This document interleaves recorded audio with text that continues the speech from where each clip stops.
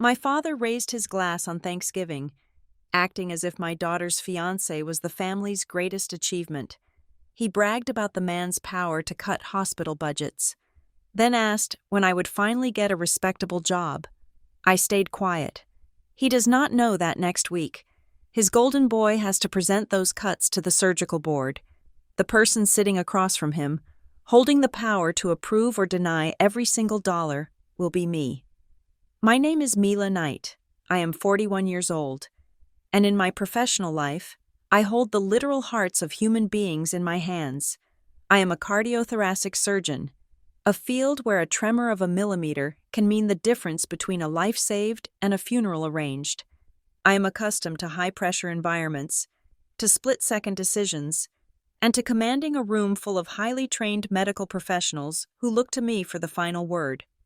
Yet, as I sat at the mahogany dining table in my parents' house for Thanksgiving dinner, none of that seemed to matter in this house.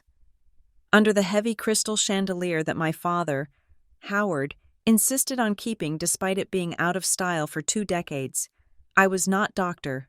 Knight, the chief of surgical services. I was just Mila, the single mother who worked too many hours and apparently lacked the ambition to climb the corporate ladder. The air in the dining room was thick, not just with the scent of roasted turkey and sage stuffing, but with the suffocating weight of my father's expectations.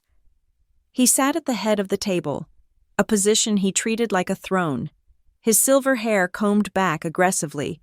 He held his wineglass by the stem, swirling the red liquid with a theatrical flair that suggested he was about to deliver a sermon rather than a toast. He was looking at Caleb Stroud.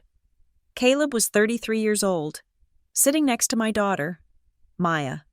He was handsome in a generic, polished way, wearing a suit that cost more than my first car and a watch that was too large for his wrist. He was a hospital administrator, a title he had repeated 5 times since the appetizers were served. Maya, my beautiful 24-year-old daughter, looked at him as if he had hung the moon and the stars. She had introduced him to us properly for the first time today, although I had heard his name mentioned in breathless phone calls for months. "To the future," my father announced, his voice booming slightly too loud for the intimate setting. He gestured toward Caleb with his glass. "And to young men who know how to seize the world by the throat. It is refreshing, Caleb, truly refreshing." Caleb smiled, a practiced expression that did not quite reach his eyes. "Thank you, Howard. I appreciate that. It is a tough industry, but someone has to steer the ship."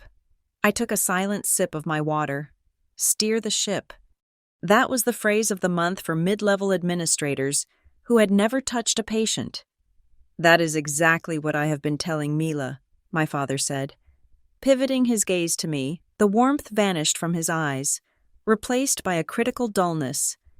"You need to think bigger. Mila, you have been doing the same thing for, 10 years now? Just cutting and stitching? It is noble work.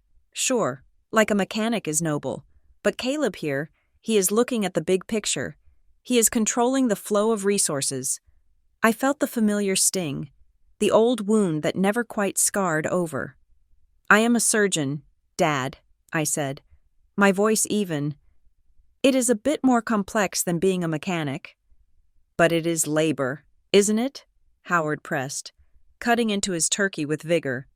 "It is manual labor. You are paid for your time. If you do not work, you do not get paid. Caleb is in management. He controls the budget. He decides who works and who doesn't. That is leverage. That is real power." Maya chimed in, eager to support her fiancé. "Dad is right. Mom, Caleb has so much responsibility. He was telling me about the new initiative he is leading at Havenport Meridian. He is going to revolutionize how they handle the surgical operational costs." I paused, my fork hovering halfway to my mouth. Havenport Meridian Medical Center. That was my hospital. That was where I had been the chief of surgical services for the past 4 years. A promotion I had never bothered to tell my parents about because the last time I mentioned a promotion, my father asked if it came with a husband. I kept my face impassive. "Is that so?" I asked, looking at Caleb. "Havenport Meridian. That is a big facility. Caleb nodded, leaning back in his chair, expanding his chest. It is massive, and frankly, it is a bloated mess. I was brought in specifically to trim the fat. The inefficiency there is staggering. You have these departments running on legacy budgets, spending money just because they had it last year. It ends now. Good for you, my father said, slamming his hand on the table approvingly. That is what I like to hear. Accountability, numbers, results. Exactly, Caleb continued, buoyed by the applause. I handle a budget of nearly $40 million for the operational restructuring alone. I have the authority to slash anything that does not show a direct return on investment. If a department cannot justify its expense, I cut it. Simple as that. $40 million. He said the number with a reverence that suggested he thought it was the GDP of a small country. I chewed my turkey slowly. He had no idea that the annual operating budget for my department alone, the department he was threatening to slash, was nearly 3 times that amount. I signed purchase orders for innovative robotic equipment that cost more than his entire restructuring budget, but I said nothing. It must be stressful, I said, playing the part they expected of me, the tired, out-of-the-loop mother.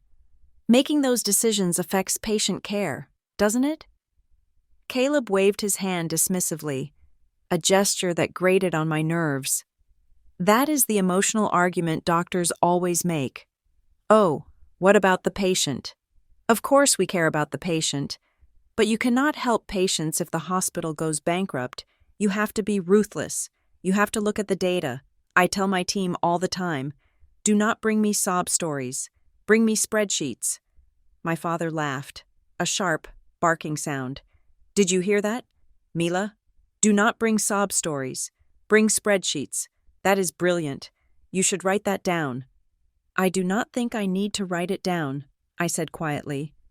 See, that is your problem, Howard said, pointing his fork at me. You are too soft. You have always been too soft. You get attached to the work, to the individual cases. You lack the executive mindset.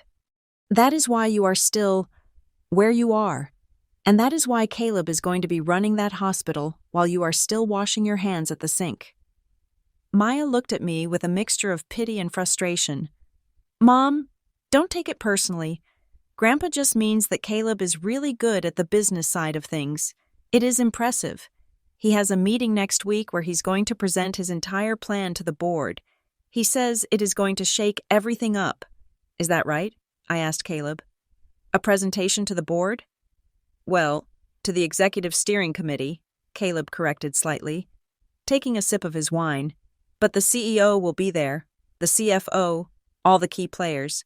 I have identified 3 major suppliers we can drop immediately to save 15% on surgical consumables. I am going to walk into that room and show them exactly how much money they have been wasting on premium brands when generic alternatives are just as good. My stomach tightened. Surgical consumables. He was talking about sutures, staples, valve replacements, the literal nuts and bolts that held human bodies together. He wanted to switch to generics to save 15%. He spoke about it with the confidence of a man who had never watched a cheap suture snap in the middle of a jagged aorta repair. That sounds bold, I said. Fortune favors the bold, Caleb replied, winking at Maya. I call it the shock and awe strategy.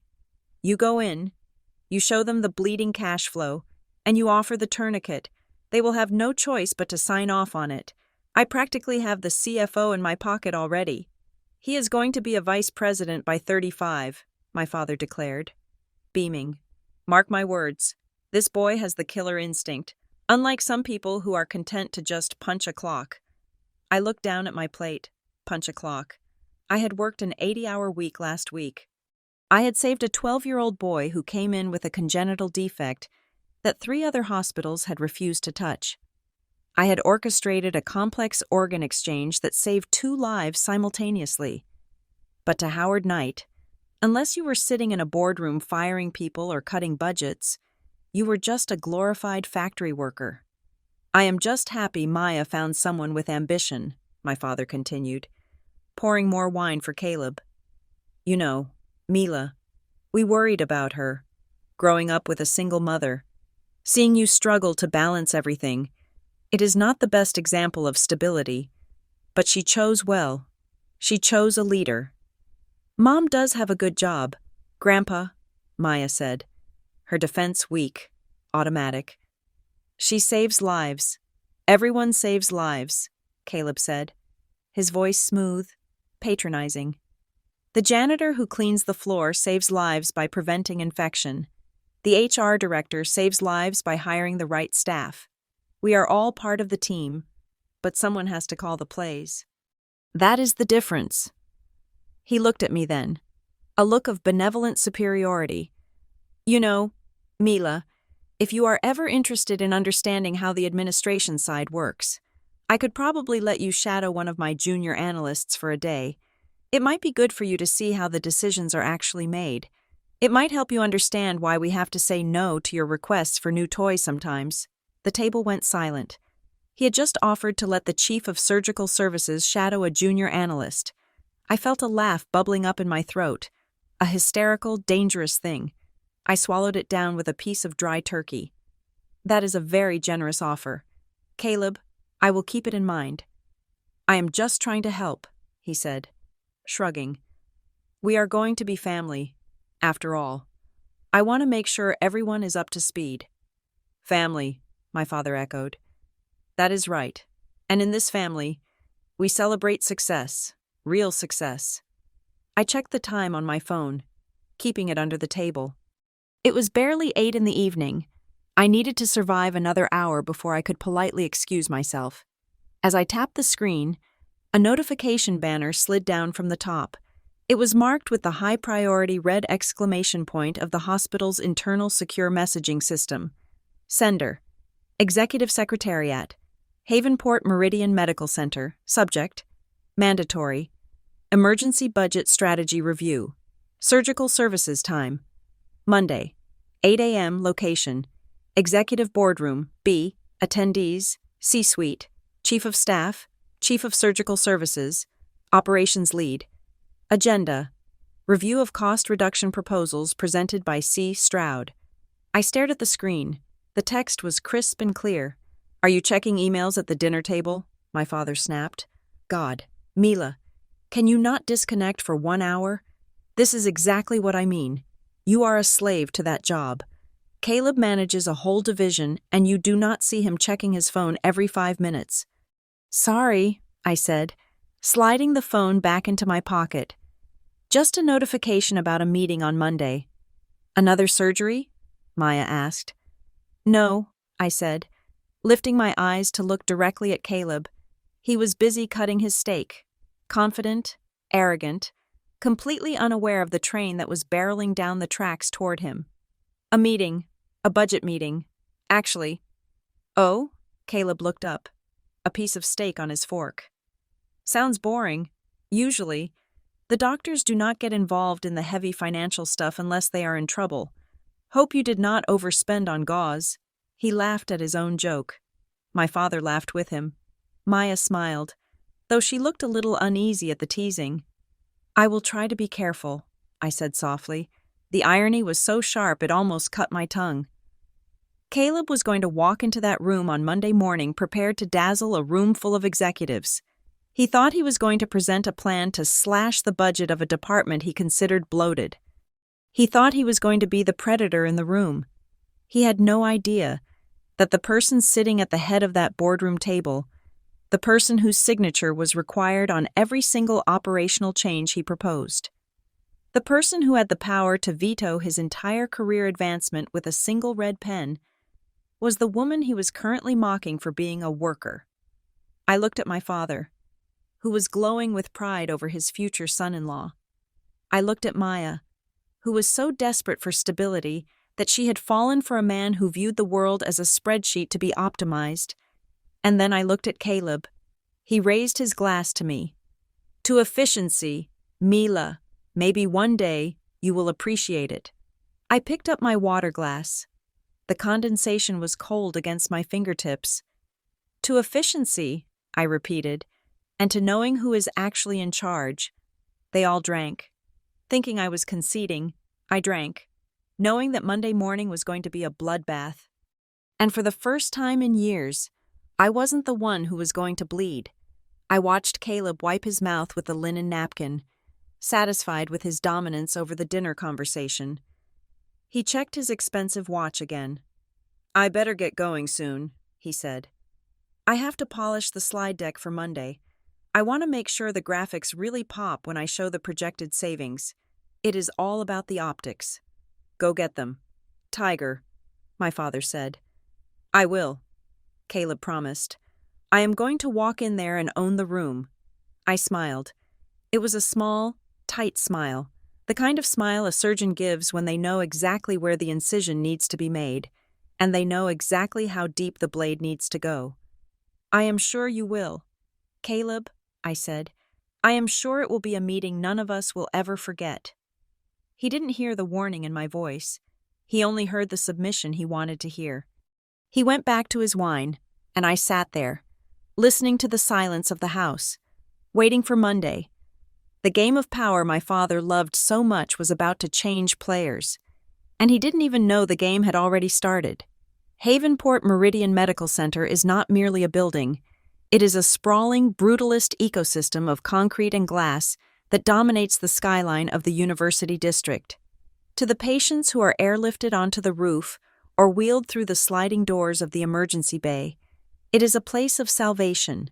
To the donors who have their names etched into the marble of the atrium, it is a legacy. But to those of us who work the floors, who breathe the recycled air that always smells faintly of antiseptic and floor wax, it is a machine. It is a beast that eats money and energy and, if you are not careful, empathy, all in the service of keeping human beings on this side of the grave. I drove into the physician's parking garage at 5 a.m. on Monday, my tires squealing slightly on the polished concrete. My badge, the one that says Chief of Surgical Services, granted me access to the reserved level, a small perk that felt insignificant compared to the weight I carried. I was not just a surgeon here. I was the architect of the entire surgical program. I was the chair of the Equipment Budget Committee. That meant that while administrators like Caleb Stroud could propose spending, and department heads could beg for resources, I was the one who held the pen. I was the final gatekeeper.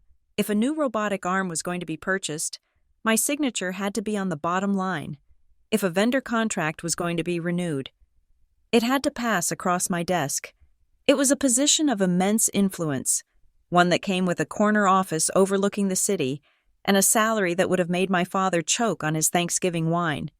And yet, I had never told them. The silence was not an accident. It was a callus I had developed over 40 years of friction. I learned early on that with Howard Knight, achievement was not a destination. It was a moving target. When I got into medical school, he asked why it wasn't Harvard. When I became a resident, he asked why I wasn't choosing a more lucrative specialty like plastic surgery. When I became an attending surgeon, he asked when I would make chief. And I knew, with the bone-deep certainty of a daughter who had spent a lifetime running on a treadmill, that if I told him I was the chief, he would ask why I wasn't the dean of medicine, or worse, he would do exactly what he did with Caleb. He would commodify my success, turning my hard-earned title into a trophy he could polish and show off to his golf buddies to validate his own genetics. I preferred the quiet. I preferred letting them think I was just a worker bee. It kept the expectations low and the criticism predictable. But that silence had a cost, and that cost was currently sitting in my inbox in the form of a meeting agenda. I walked into the surgical lounge, the coffee machine humming its familiar, aggressive tune. Benji Sato, the chief of anesthesiology, was already there. Benji was a short, wire-thin man with a biting wit and a collection of colorful scrub caps that he claimed distracted patients from the impending needle. He was also one of the few people who knew about Maya's engagement. Though he had only pieced it together recently, he looked up from his tablet as I poured my coffee. "Black, no sugar." "Morning, Ma. Boss," Benji said, his eyes twinkling with mischief. "I see you have a hot date on the schedule today. 8 o'clock, executive boardroom." I took a sip of the scalding liquid, letting the heat center me. I see you have seen the agenda. Hard to miss, Benji replied. It is flagged as high priority. The subject line alone is enough to give me palpitations. Surgical cost reduction. Phase 1. Sounds ominous, like a bad sequel to a horror movie. And the presenter is one Caleb Stroud. Correct me if I'm wrong, but isn't that the golden boy? The one marrying your Maya? I nodded slowly. That is him. Benji let out a low whistle. So, let me get this straight. Your future son-in-law, who has been here for all of 5 minutes, is going to walk into a room full of sharks and tell you how to do your job? And he does not know that you are the Great White? He has absolutely no idea. I said, he thinks I'm just a surgeon. He thinks I spend my days in the OR and my nights knitting. Benji laughed, a sharp sound that echoed in the quiet lounge. Oh, this is going to be good. I should bring popcorn. I should bring a portable defibrillator. Actually, not for you. For him. When he realizes he is trying to lecture the chair of the budget committee on fiscal responsibility. His heart rate is going to go through the roof. It is not a game. Benji, I said, though a small, dark part of me agreed with him, he is proposing dangerous things. I glanced at the preliminary documents attached to the email. He wants to switch our suture supplier. He wants to move from Ethicon to a vendor I have never heard of called MedSource Global. Benji's smile vanished. MedSource? Aren't they the ones who had that recall on surgical staples 3 years ago? The ones that were not closing properly? Exactly. I said, but they are 40% cheaper. Caleb sees the 40%. He does not see the dehiscence rate. He does not see the infection risk. He just sees a number on a spreadsheet that will get him a bonus. I left Benji in the lounge and went to my office to prepare. I had 2 hours before the meeting. I sat at my desk, the city waking up in the gray light outside my window, and I opened the full file on Caleb Stroud. He had been hired 6 months ago. In the corporate world of hospital administration, that is the honeymoon phase. It is the dangerous window where a new hire feels the desperate need to prove their worth before the shine wears off. They look for low-hanging fruit. They look for quick wins. And usually, the quickest way to show a profit is to cut costs in the most expensive department. That is always surgery. We burn through cash because the technology we use is cutting edge and the disposables we use must be perfect. I scrolled through his proposal. It was slick. I had to give him that. The graphics were professional, the font was modern, and the language was littered with buzzwords like synergy, optimization, and streamlining. But as I dug into the appendices, the actual data, I found the cracks. The most alarming detail was on page 42. It was a request for an emergency vendor authorization in our hospital system. Changing a major supplier usually takes 6 to 9 months. It involves trials, surgeon feedback, safety committee reviews, and a legal audit. It is a slow, grinding process designed to ensure that we do not accidentally kill someone to save a nickel. But there is a loophole. If there is a critical supply chain failure or an urgent financial exigency, an administrator can request an emergency bypass to switch vendors immediately. Caleb was framing this switch not as a preference, but as a financial emergency. He was claiming that the department was so over budget that immediate action was required to maintain solvency. He was manufacturing a crisis to bypass my committee's safety review. I leaned back in my chair, the leather creaking softly. He was trying to go around the surgeons. He knew that if he put this through the normal channels, the surgeons would revolt. We are creatures of habit. We like the tools we know. So he was trying to force the change from the top down. Using the board's fear of red ink as a weapon, it was bold. It was reckless, and it was exactly the kind of arrogance that kills patience. My phone buzzed on the desk. It was a text from Maya. Good luck with surgery today. Mom, love you. I looked at the message, a pang of guilt hitting me. She was so innocent in all of this. She thought her mother was scrubbing in to fix a valve, and her fiancé was going to a meeting to save the hospital. She did not know that her mother and her fiancé were on a collision course that would likely leave only one of them standing professionally. I put the phone down and focused. I needed to be clear about my strategy. I could not walk into that room as the angry mother-in-law. I could not be the woman from the Thanksgiving table who was petty about being insulted. If I did that, Caleb could spin it. He could claim I was biased, that I was being emotional, that I was obstructing him because of personal family dynamics. No, I had to be doctor, knight. I had to be the chief. I would not mention the wedding. I would not mention the dinner. I would treat Caleb Stroud exactly as I would treat any other junior administrator who came into my house with muddy shoes and tried to rearrange the furniture. I would use his own weapon against him. Data, but unlike his data, which was cherry-picked and theoretical, mine would be historical, clinical, and undeniable. I pulled the safety logs from the last 5 years. I pulled the cost-benefit analysis of revision surgeries caused by faulty equipment. I pulled the contract stipulations that carried heavy penalties for early termination of our current vendors. I built a fortress of facts around my department. At 7:45, I stood up and walked to the coat rack. I took off my blazer and put on my white coat. It was long, pristine, and embroidered with my name and title in navy blue thread. Mila Knight, MD, FACS, Chief of Surgical Services. I buttoned it up. It felt like armor. I checked my reflection in the small mirror on the back of the door. My face was calm. My eyes were cold. The woman who had been silenced at the dinner table was gone. In her place was the surgeon, who knew that sometimes, to save the patient, you have to cut out the rot. I walked out of my office and headed toward the executive wing. The corridors were bustling now. Residents were rushing to rounds. Nurses were changing shifts. The overhead speakers were paging doctor. Blue to the ER. The rhythm of the hospital was picking up. A heartbeat I knew better than my own. The antiseptic soap at Havenport Meridian has a distinct smell. It is a sharp, chemical blend of chlorhexidine and industrial lemon that clings to the skin long after the water has dried. I could smell it on my hands as I walked down the executive corridor on the 4th floor.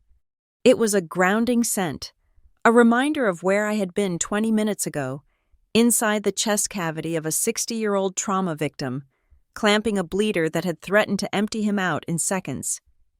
I had saved him. My heart rate was still slowly descending from the focused peak of the operating room, settling into a rhythm of cold, predatory calm. I adjusted the cuffs of my white coat. I had checked the mirror in the locker room, but out here, under the unforgiving fluorescent lights of the administrative wing, the coat felt heavier. This was not my usual domain. The surgical floor was loud, chaotic, and honest. This floor was carpeted, silent, and filled with the kind of polite treachery that happens behind closed doors. As I turned the corner toward the boardroom, I saw him. Caleb Stroud was pacing back and forth in front of the double oak doors, a leather portfolio tucked under his arm. He looked impeccable. His navy suit was tailored to within an inch of its life, and his shoes clicked rhythmically against the floor. He was muttering to himself, rehearsing his opening lines, practicing the gestures of a man who controlled the room. He stopped when he saw me. His eyes widened slightly, not in fear, but in mild confusion. He checked his watch, then looked back at me, his expression shifting into that familiar, condescending warmth he had displayed at Thanksgiving. To him, I was lost. I was the mother-in-law wandering out of bounds. "Mila," he said, stepping into my path. He lowered his voice, glancing around to ensure no important people saw him talking to a stray doctor. "Everything okay? You look intense. Rough morning in the pit?" "Something like that," I said. I stopped a few feet away from him. I did not smile. "I had a rupture come in through the ER. We had to move fast." He nodded, a gesture of feigned sympathy. "Right. The drama of the ER. Look, you probably shouldn't be up here right now. The executive committee is about to start a closed session. It is high-level stuff, budget strategy, not really the place for—" He gestured vaguely at my scrubs visible beneath the white coat. "Clinical staff." I looked at him, really looked at him. He was so young, not in years, but in the things that mattered. He had the arrogance of someone who had never had to tell a mother that her child wasn't coming home. "I am aware of the meeting, Caleb," I said. "I am actually heading there myself." He chuckled. A short, dismissive sound. "Right. Listen, if you are coming to ask for more overtime hours or to complain about the cafeteria food, you should probably send an email. We are discussing macroeconomics today. The big picture. We are going to be talking about trimming the fat from the surgical department. Actually. So, it might be a little sensitive for you to hear." "Trimming the fat," I repeated. The phrase hung in the air between us. Is that what we are calling it? "It is what it is," Caleb said, shrugging. He tapped the thick folder in his hand. I read the title upside down. Surgical Cost Reduction, Phase 1. "You guys burn through cash like it is water. It is unsustainable. You have to learn to be realistic. Mila, you cannot just order the gold-plated version of everything because it makes you feel better." "Realism is interesting," I said. I took a step closer to him. "Tell me, Caleb, in your 6 months here, have you ever shadowed a surgeon? Have you ever stood in the OR for 8 hours? Have you ever spoken to the chief of surgical services about why we use the equipment we use?" He sighed, rolling his eyes slightly, as if explaining gravity to a toddler. "Here we go. The classic doctor defense. You do not understand our art. Look, Mila, I do not need to watch you stitch a wound to know that paying $300 for a stapler is robbery. I do not need to talk to the chief to understand a profit and loss statement. The data speaks for itself. Numbers do not lie." "Numbers lack context," I said. "And context is what keeps patients alive." "Context is an excuse for inefficiency," he shot back, his voice hardening. The veneer of the polite son-in-law was cracking, revealing the ambitious corporate climber underneath.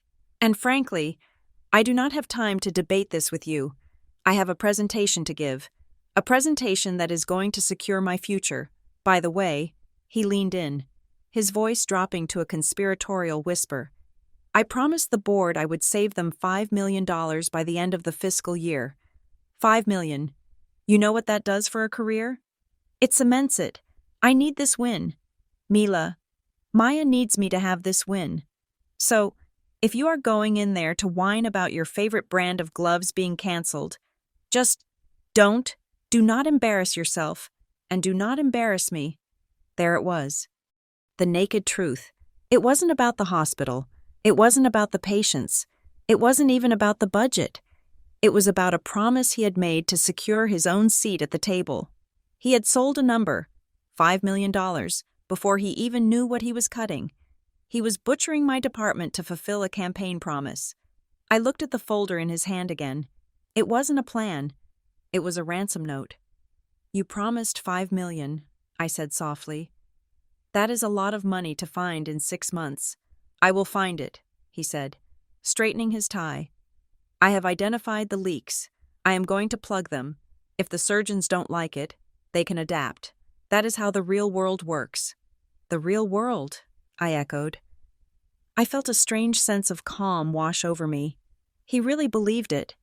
He believed that the world existed on his laptop screen, in the clean, orderly rows of an Excel spreadsheet. He believed that power was something you took by speaking the loudest and using the most buzzwords. He had no idea that he was standing in front of the woman who had built the very department he was trying to dismantle.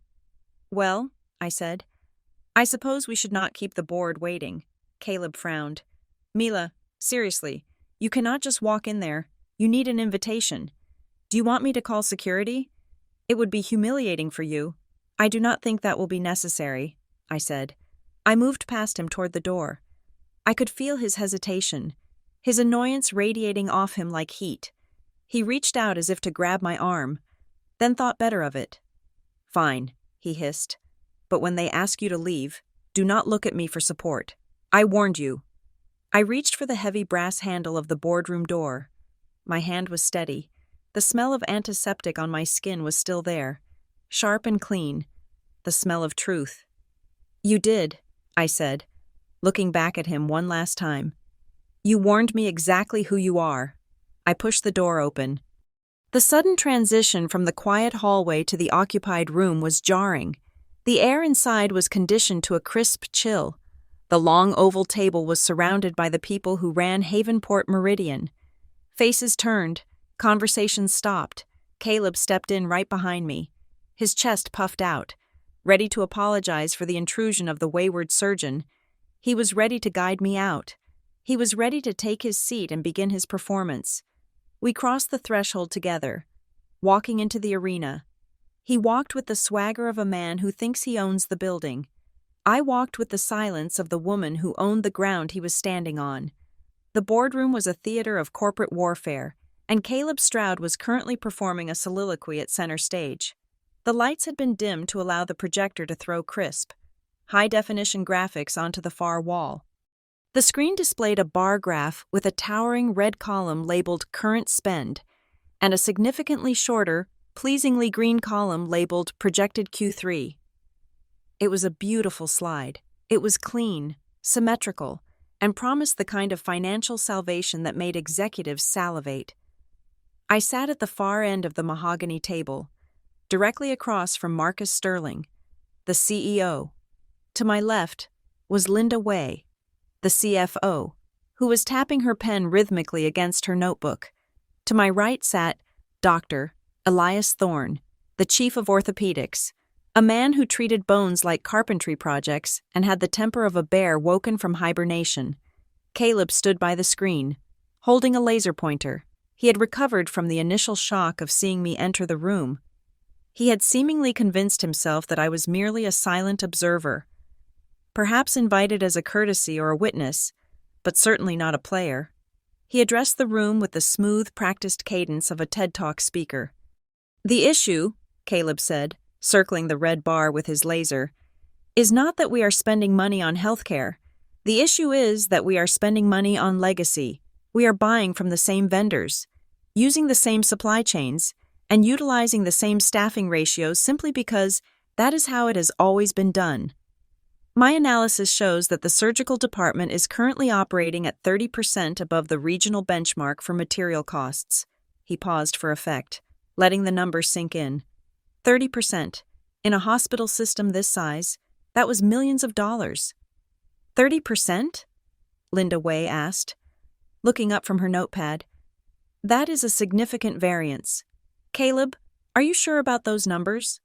"Absolutely," Caleb replied, smiling confidently. I cross-referenced our procurement logs with the national averages for Level 1 trauma centers. We are bleeding cash on premium consumables. For example, we are currently paying a premium for robotic-assisted surgery kits when standard laparoscopic tools yield statistically similar outcomes for routine procedures. "Doctor," Thorne shifted in his seat, the leather creaking loudly. "Statistically similar outcomes?" he grumbled. "According to whom? An accountant or a surgeon?" Caleb didn't flinch. He turned to Thorne with a condescendingly patient expression. "According to the data, Dr. Thorne, the recovery times are within a standard deviation, but the cost difference is $4,000 per procedure. If we limit the use of robotics to only high-complexity cases and mandate standard laparoscopy for the rest, we save $2 million annually. And you think you can just mandate how I operate on a patient?" Thorne snapped. "You think you can tell my surgeons to use a stick and a camera instead of the robot because it saves you $4,000? I think we need to be responsible stewards of the hospital's resources," Caleb countered smoothly. "It is about best practices. If other top-tier hospitals are hitting these efficiency targets, why aren't we? Are we saying our surgeons are less capable than theirs?" It was a trap, a brilliant, rhetorical trap. If Thorne said no, he admitted incompetence. If he said yes, he admitted he was wasting money. Thorne turned red, his mouth opening and closing as he searched for a rebuttal that didn't involve profanity. I remained silent. I had my pen in my hand. Poised over my notebook, I wrote down a single word: dexterity. Caleb took Thorne's silence as a victory and clicked to the next slide. This was the meat of his proposal. The title read, "Supply Chain Optimization, Vendor Consolidation." "This is where the real savings happen," Caleb announced. his voice gaining momentum. We are currently splitting our purchasing between 4 major biomedical companies. This dilutes our buying power.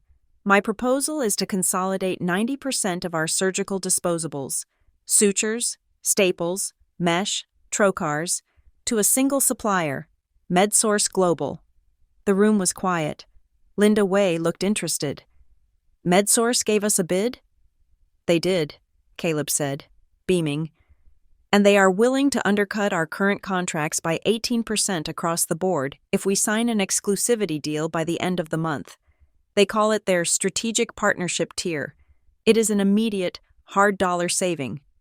18% is massive, Marcus Sterling murmured, looking at the spreadsheet on his tablet. That solves our deficit for the quarter in one stroke. Exactly, Caleb said. It is a no-brainer. The products are FDA approved. They have the same ISO certifications as Johnson & Johnson or Medtronic. It is the same plastic and steel, just a different logo on the box. We are paying for the brand name, and I am proposing we stop. He looked around the room, basking in the approval of the finance team. He looked at me, briefly, with a flash of triumph in his eyes. He was doing it. He was winning. He was proving that the worker bees were inefficient and that he, the visionary, was the savior. I uncapped my pen.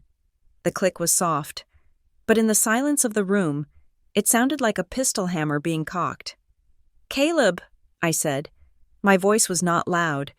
It was the voice I used when a resident was about to cut the wrong vessel. It was calm, flat, and absolute. Caleb turned to me, his smile tight. "Yes, Mila.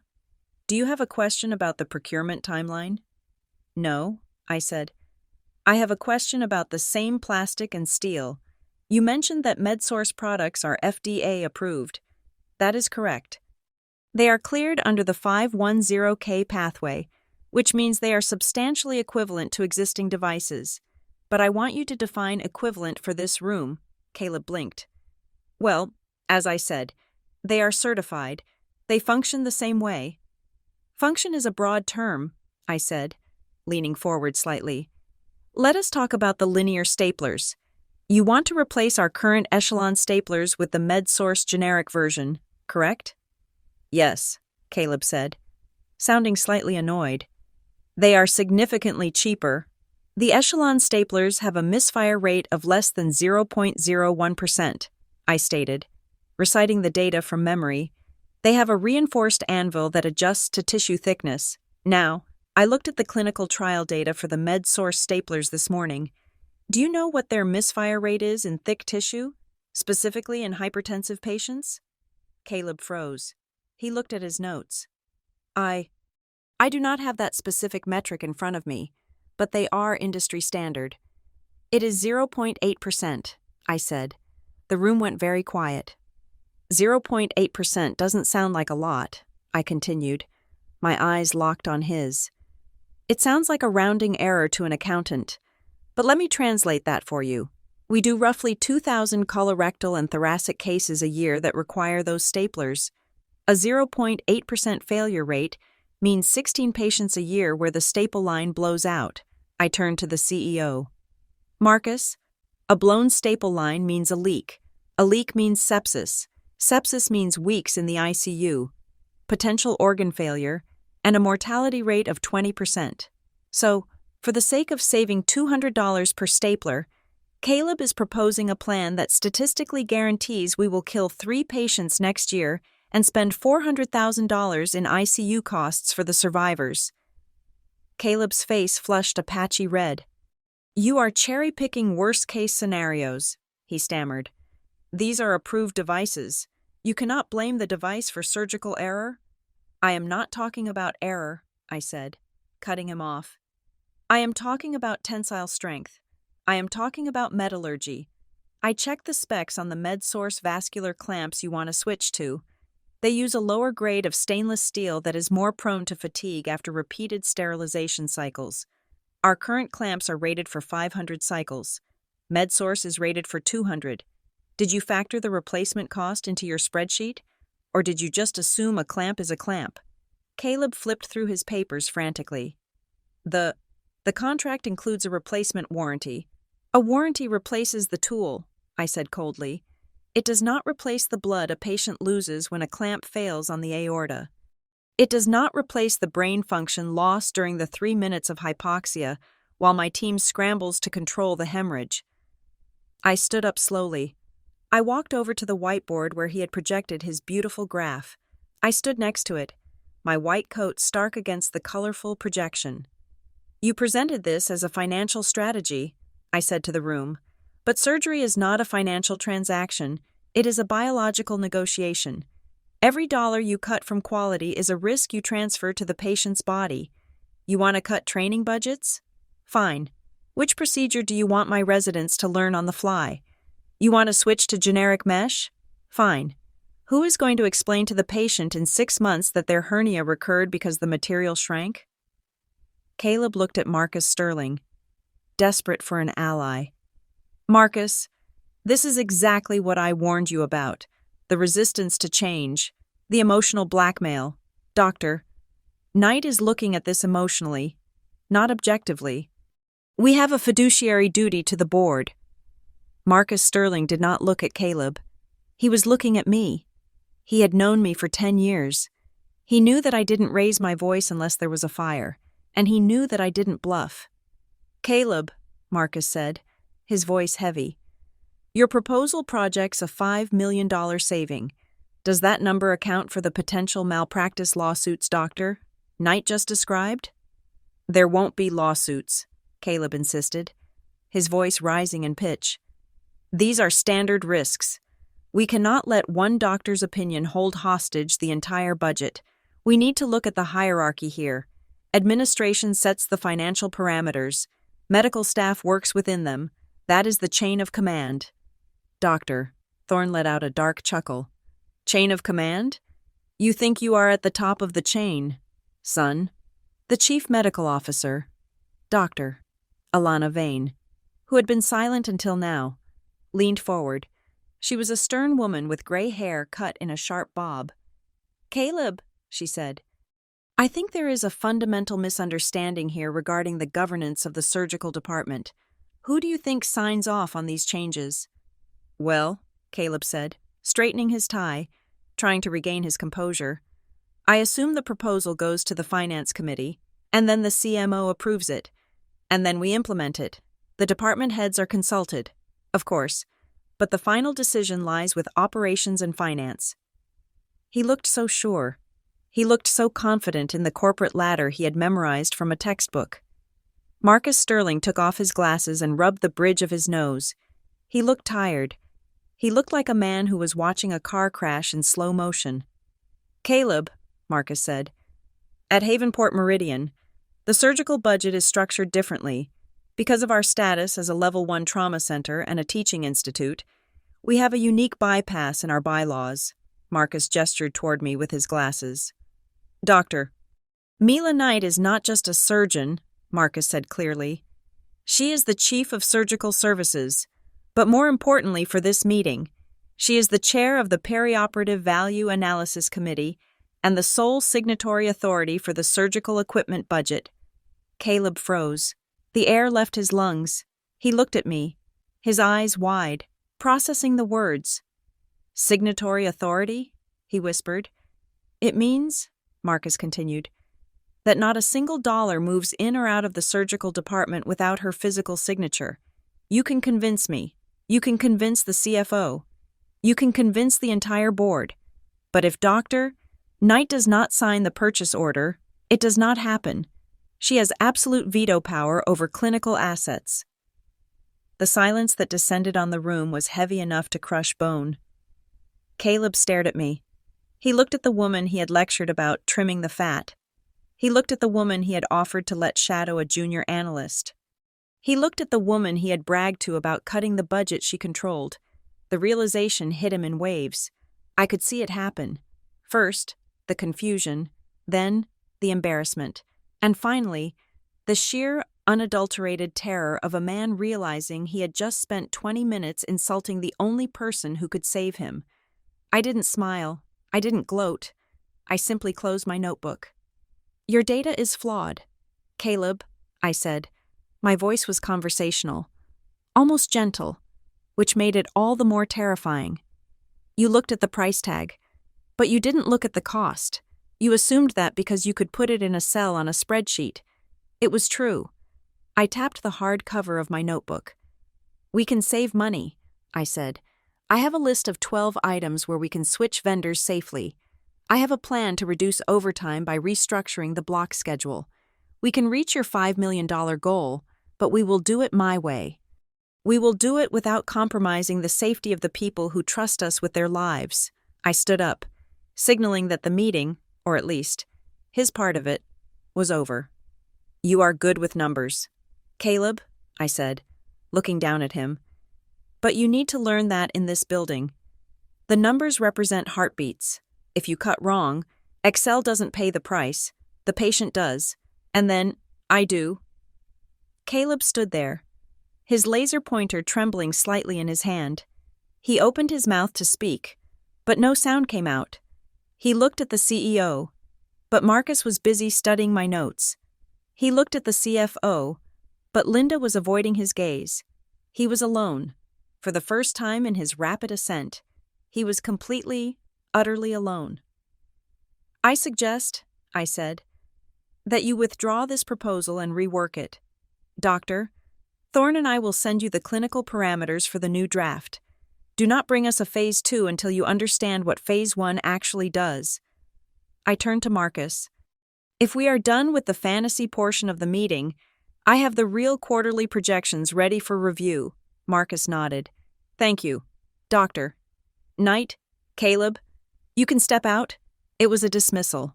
A public, humiliating dismissal. Caleb gathered his papers with fumbling hands. He unplugged his laptop, the screen going black, taking his beautiful graphs with it. He walked toward the door, passing me. He didn't look at me. He couldn't. As the heavy door clicked shut behind him, the room seemed to exhale. Well, Doctor, Thorne grunted. That was painful. Necessary, I said, sitting back down. Now, let us talk about the real budget. I opened my file, ready to work. But in the back of my mind, I saw Caleb's face as he left. He was wounded, and a wounded man, especially one with an ego like his, was dangerous. I had won the battle in the boardroom, but I knew the war had just followed him out into the hallway.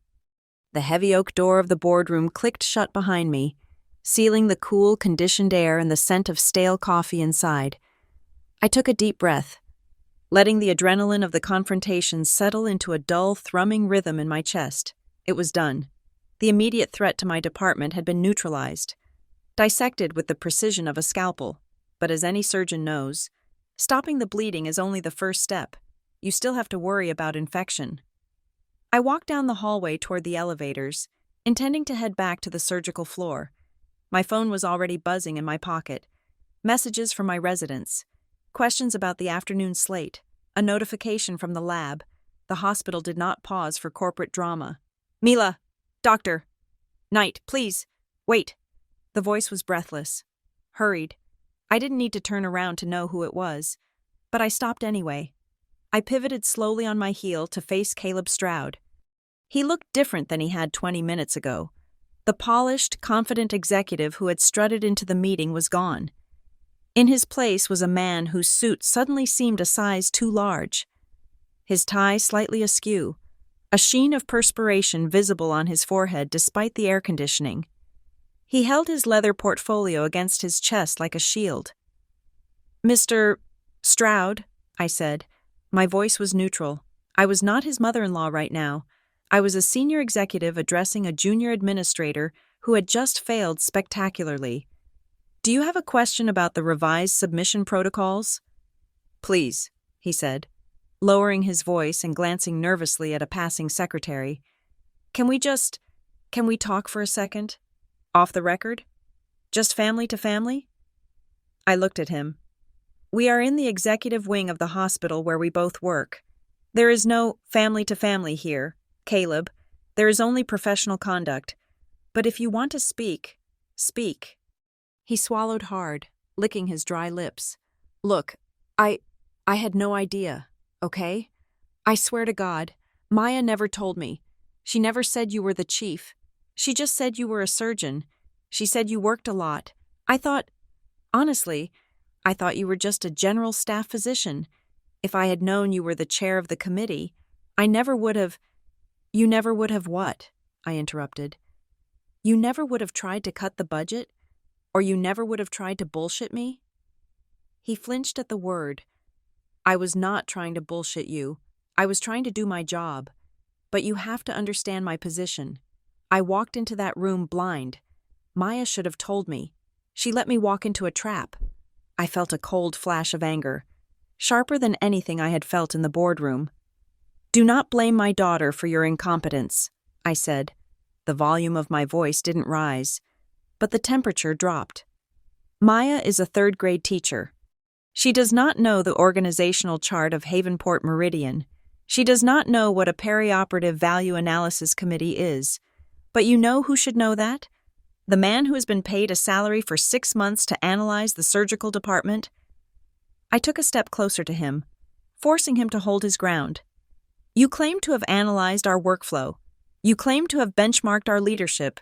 And yet, in 6 months, you never once looked at the organizational hierarchy chart to see who actually runs the division you are trying to dismantle? That is not Maya's fault. Caleb, that is lazy work. And in my field, lazy work kills people. Caleb ran a hand through his hair, messing up the perfect gel style. Okay, you are right. I missed it. I admit it. I screwed up the due diligence on the personnel side. But Mila, Dr. Knight, you have to understand, I am under immense pressure here. The board expects these cuts. If I don't deliver that $5 million reduction, I am dead in the water. My contract is up for review in January. He looked at me with pleading eyes, searching for the soft, grandmotherly figure he thought existed beneath the white coat. Please tell me you are not going to tank my entire proposal just to teach me a lesson. I know I was arrogant at Thanksgiving. I apologize. I was trying to impress Howard. I was trying to fit in. But do not destroy my career over a bad dinner. You still do not get it, I said, shaking my head. This isn't about Thanksgiving. I do not care that you insulted me at dinner. I have been insulted by experts. Caleb, you are an amateur. This is about the fact that you stood in front of the CEO and proposed using substandard vascular clamps that could rupture an aorta. I pointed a finger at the portfolio he was clutching. I am not going to tank you to be petty. I am going to block any proposal that endangers my patients. If you bring me a way to save money that is safe, I will sign it. If you bring me garbage that risks lives to pad your resume, I will shred it. That is the only rule. Caleb let out a long, shaky exhale. Okay, safe cuts. I can do safe. I can pivot. He seemed to grasp at this lifeline. You mentioned scheduling and overtime. If I rework the numbers on the staffing efficiency models, if I focus on logistics instead of clinical supplies, would you support that? I will review it, I said. But I will not just sign off on a spreadsheet. We will run a pilot program, 1 surgical block, 4 weeks. If the data shows we are saving money without burning out the nursing staff or delaying case turnovers, then we can expand it. We verify before we implement. A pilot program, Caleb repeated, nodding as if this were a brilliant new concept and not the standard scientific method. Okay, I can sell a pilot program to Marcus. It shows progress. It buys me time. He opened his portfolio and pulled out the thick stack of documents he had presented earlier. His hands were shaking slightly. I need to pull the pages on the vendor switch. I need to take out the med-source stuff before I resubmit the draft to your office. Give it here, I said, holding out my hand. Let me mark exactly which sections are dead on arrival so you do not waste time rewriting things I will never approve. He hesitated for a fraction of a second, then handed me the heavy file. It is mostly the first section, the supply chain stuff. I flipped through the pages. The graphics were still beautiful, the charts colorful and deceptive. I bypassed the executive summary and went straight to the appendices, the boring, dense pages where the real devils usually hid. I scanned the proposed contract with MedSource Global. It was a standard exclusivity agreement, filled with legal jargon about liability caps and delivery schedules. But then, my eye caught something on the bottom of page 54. It was a pricing addendum, a list of unit prices for the generic staples and clamps he wanted us to buy. Next to the pricing column, there was a stamp, a digital watermark indicating that the pricing had been pre-approved by the hospital's internal procurement system. It read, "Approved for purchase, Tier 1 priority." Below it was an authorization code, GN-AUTH-2026-4490X. I frowned. I had been signing budget approvals at Havenport Meridian for 7 years. I knew the coding system better than I knew my own social security number. Our authorization codes were specific. They were generated by the central SAP system. For surgical equipment, they always started with SURG, followed by the fiscal year, followed by a 6-digit unique identifier. GEN-AUTH was not a prefix we used for clinical assets.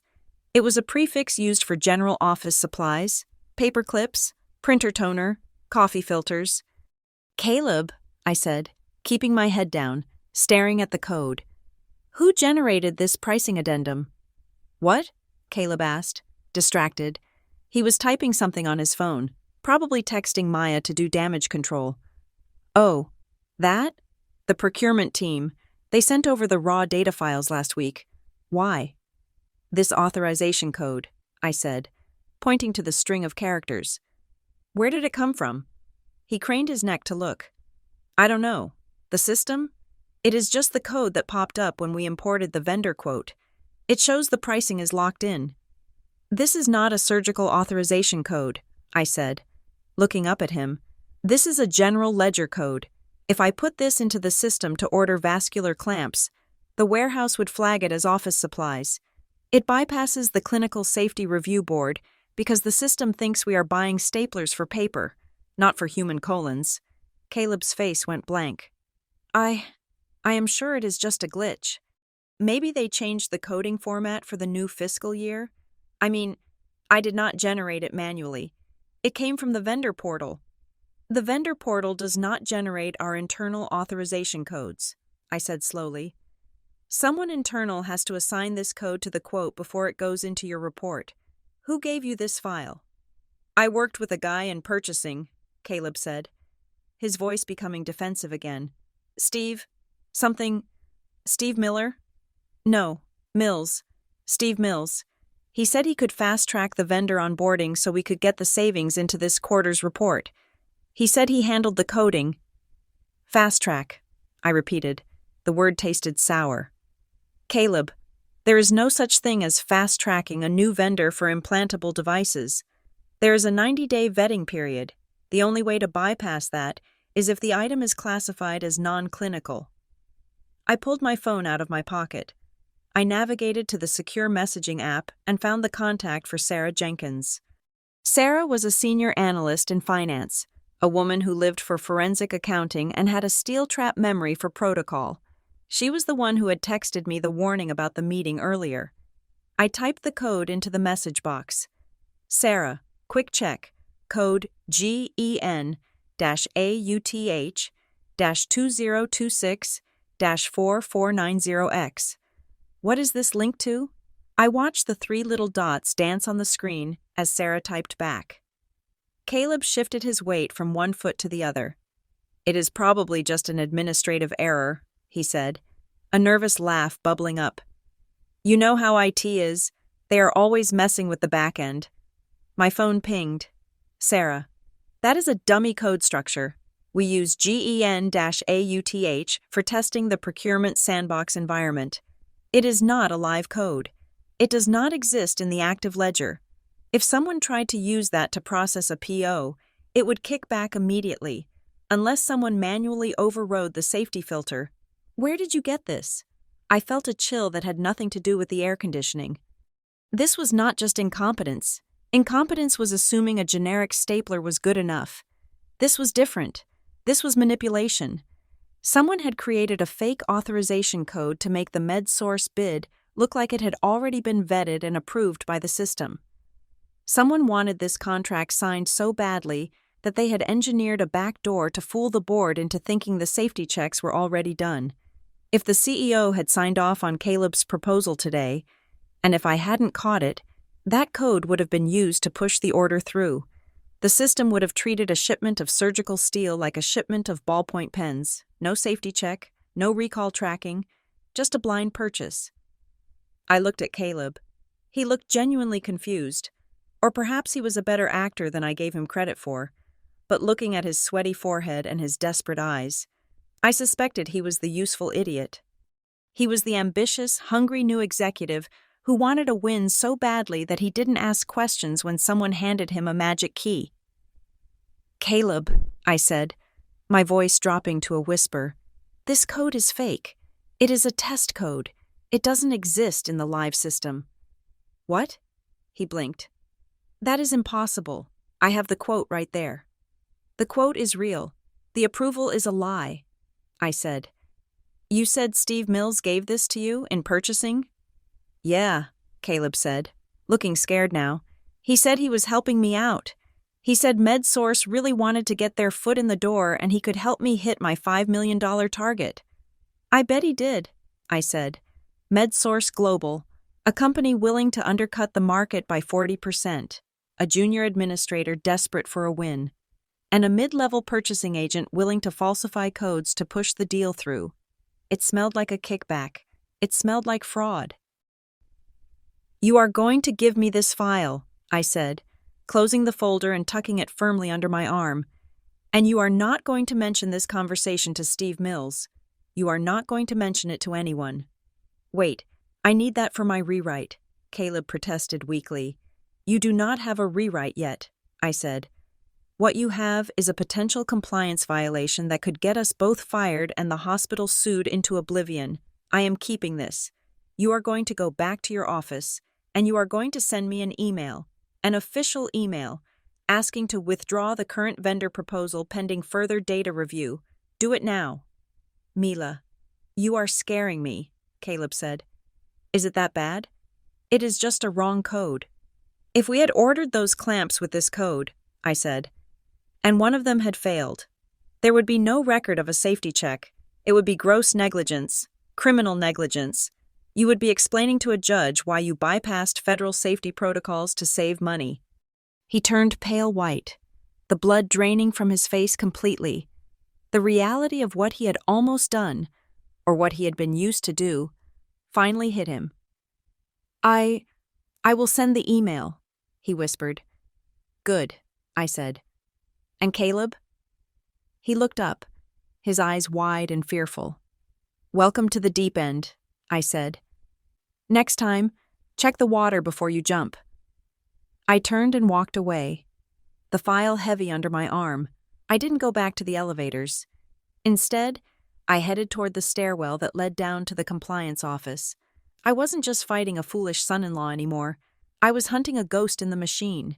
Caleb was just a pawn, a careless, arrogant pawn, but someone else, someone who knew the coding system, someone who knew how to manipulate a hungry new administrator, was playing a much darker game, and I was going to find them.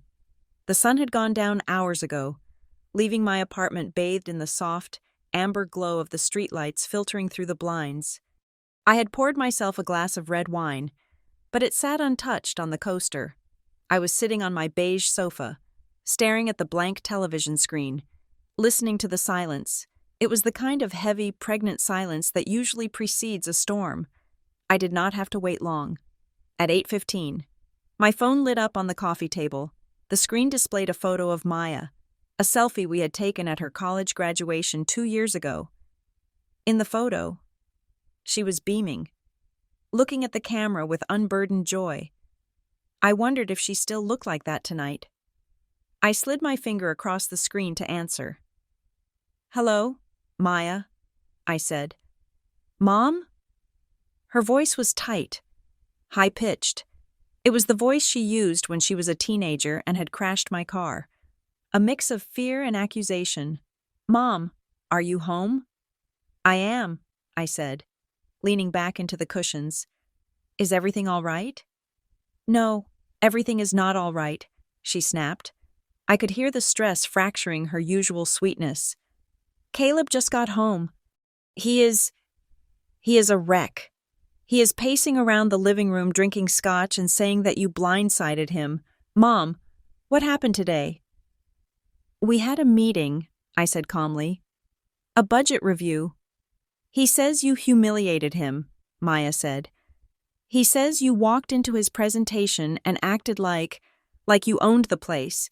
He said you told the CEO that his work was garbage. Mom, why would you do that? He is my fiancé. I did not say his work was garbage, I corrected gently. I said his data was flawed. There is a difference. And I did not act like I owned the place. Maya, I simply did the job I am paid to do. But he said, you are his boss, she said, the words coming out slowly, as if she were testing the weight of them. He said you are the chief of surgical services. He said you control his entire budget. Is that true? I took a breath. Yes, it is true. There was a long silence on the other end of the line. I could hear her breathing, shallow and fast. Why didn't you tell us? She asked, her voice dropping to a whisper. Why did we have to find out like this? At Thanksgiving, Grandpa was going on and on about Caleb's power, and you just sat there eating turkey. You let us look stupid. Mom, you let Caleb brag about things that you control? Maya, I said, keeping my voice steady. Think back to Thanksgiving. Think back to every dinner we have had for the last 5 years. Did you ever once ask me what my title was? Did you ever ask me what my days looked like, other than asking if I was tired? I assumed, she stammered. You are a surgeon. You operate on people. I do, I said. But did you ever ask if I did anything else? Did Grandpa ever ask? No. You all decided who I was a long time ago. You decided I was the worker, the technician. Caleb was the executive. It fit the story you wanted to believe. I just chose not to interrupt the performance. That is not fair, she said, her voice wavering. You could have said something. I tried, I said. Many times. But usually, I get cut off so Grandpa can talk about his golf handicap or how successful your cousins are. Put me on speaker. Maya! The voice came from the background on Maya's end. It was deep, booming, and unmistakably angry. My father. Of course, he was there. They were probably having a crisis summit at Maya's apartment. Hi, Dad, I said, picking up my wineglass and swirling the liquid. Mila? Howard's voice filled the room, tinny but aggressive through the phone speaker. What the hell is going on? Caleb walked in here looking like he had seen a ghost. He says you threatened to fire him. I cannot fire him. Dad, I said. I am not HR, but I can reject his proposals if they are dangerous, which they were. Dangerous? Howard scoffed. Oh, come on. The boy is trying to save the hospital money. He is showing initiative. And you? You had to go and pull rank? You had to make a scene in front of the CEO? Do you have any idea how bad that looks? For the family? I closed my eyes for a second. It looks like the chief of surgery doing her job. Dad, it has nothing to do with the family. It has everything to do with the family, he shouted. I spent the whole holiday telling everyone what a catch Caleb is. I told my friends at the club that my granddaughter is marrying the man who runs the hospital. And now I find out my own daughter is the one clipping his wings? You made me look like a fool. Mila, you made me look like I didn't know what I was talking about. You didn't know what you were talking about, I said flatly. Excuse me? You didn't know, I repeated. You listened to Caleb use a lot of buzzwords about efficiency and power, and you bought it because he is a man in a suit. You never respected my work enough to understand that the person who cuts open a chest cavity might actually have more authority than the person who buys the paper clips. Do not get high and mighty with me, Howard snapped.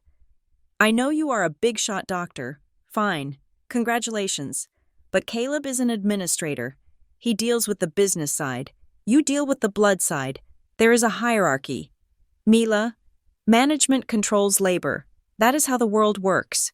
You might be a senior doctor, but he is still corporate.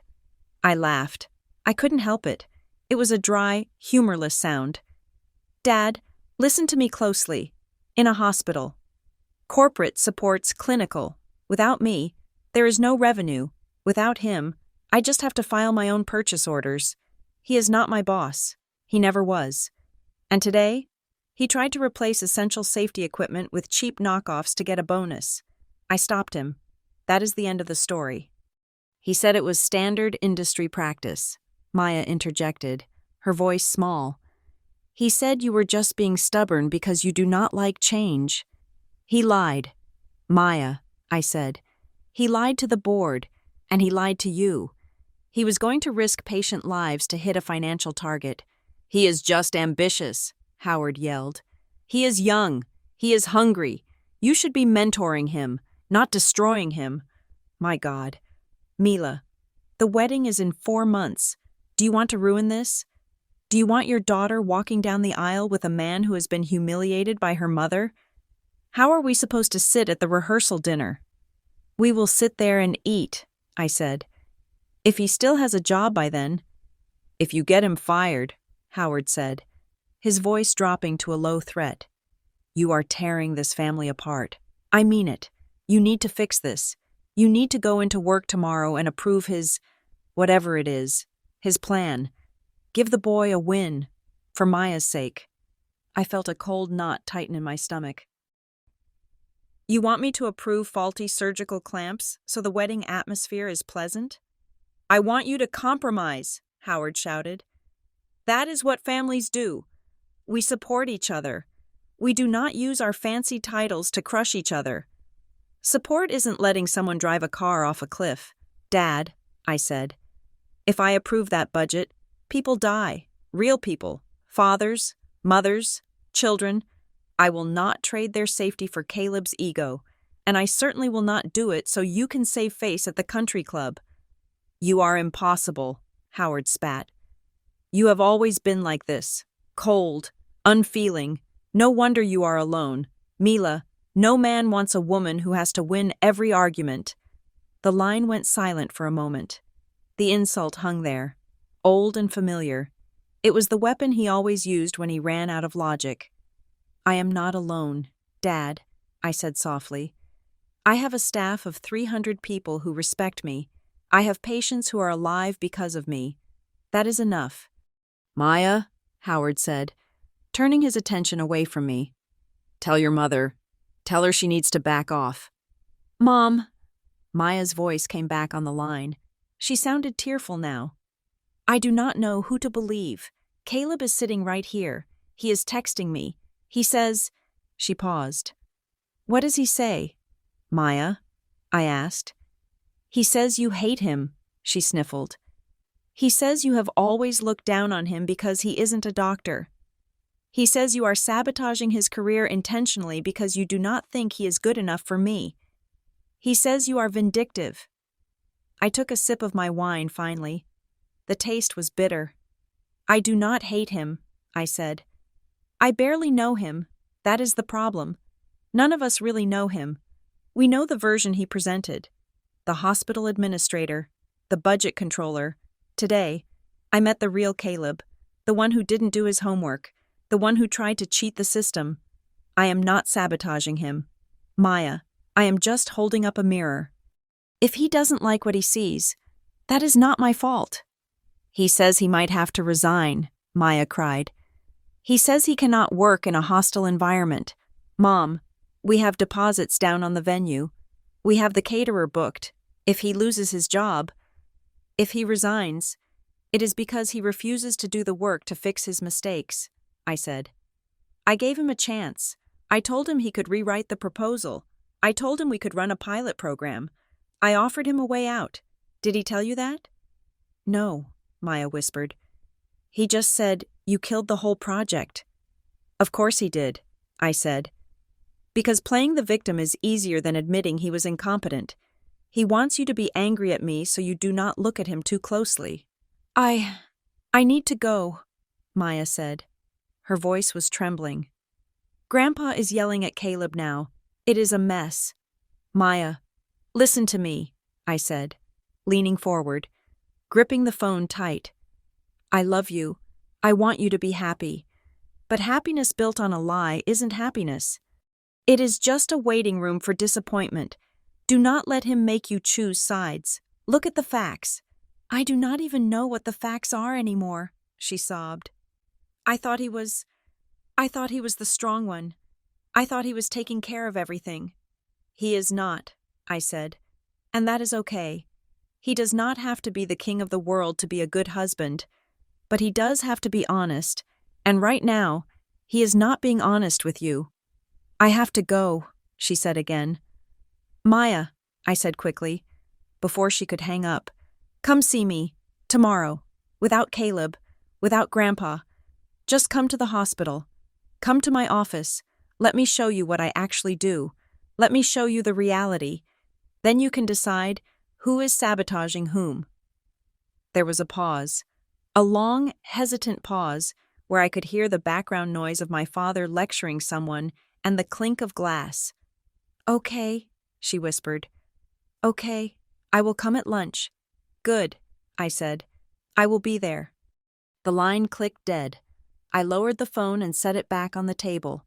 The silence returned to the apartment, but it felt different now. It wasn't the silence of a storm approaching. It was the silence of a structure that had been hit by an earthquake, the dust settling, revealing the cracks in the foundation that had been there all along. My father was furious because I had broken the illusion he needed to feel superior. Caleb was panicked because his shortcut to glory had been blocked, and Maya was finally starting to see that the play she had been starring in wasn't a romance. It was a tragedy of errors. I picked up my wineglass and walked to the window, looking out at the city skyline. Somewhere out there, in the grid of lights, was my hospital, my sanctuary. Tomorrow, I would have to defend it again, but for the first time, I wouldn't just be defending the budget. I would be fighting for my daughter's ability to see the truth, even if it broke her heart. I took a drink. It was going to be a long week, but I was a surgeon. I knew how to stand on my feet for hours when things got messy. I knew how to cut, and tomorrow, I would show Maya exactly where the incision needed to be made. The annual Havenport Meridian Gala is the kind of event that makes my teeth ache. It is a spectacle of black ties, sequined gowns, and forced philanthropy, where the city's wealthiest citizens pay $5,000 a plate to eat rubbery chicken and pretend they understand the intricacies of healthcare economics. It is a night of performative charity, but it is a necessary evil. The checks written in this ballroom fund the pediatric burn unit, the organ transplant procurement program, and the robotic surgery wings. So, every year, I trade my scrubs for a gown, put on lipstick, and play the part of the gracious medical leader. This year, the atmosphere felt different. The air in the grand ballroom of the Ritz-Carlton was thick with the scent of expensive perfume and the low hum of gossip. I stood near the entrance, holding a glass of sparkling water, watching the room fill up. I was wearing a deep navy silk gown, severe and elegant, with no jewelry except for a small platinum pin on my lapel, the symbol of the American College of Surgeons. I did not need diamonds. I was not here to sparkle. I was here to represent the hospital's backbone. I saw them arrive at 7:30. My father, Howard, walked in first, his chest puffed out in a tuxedo that was slightly too tight around the waist.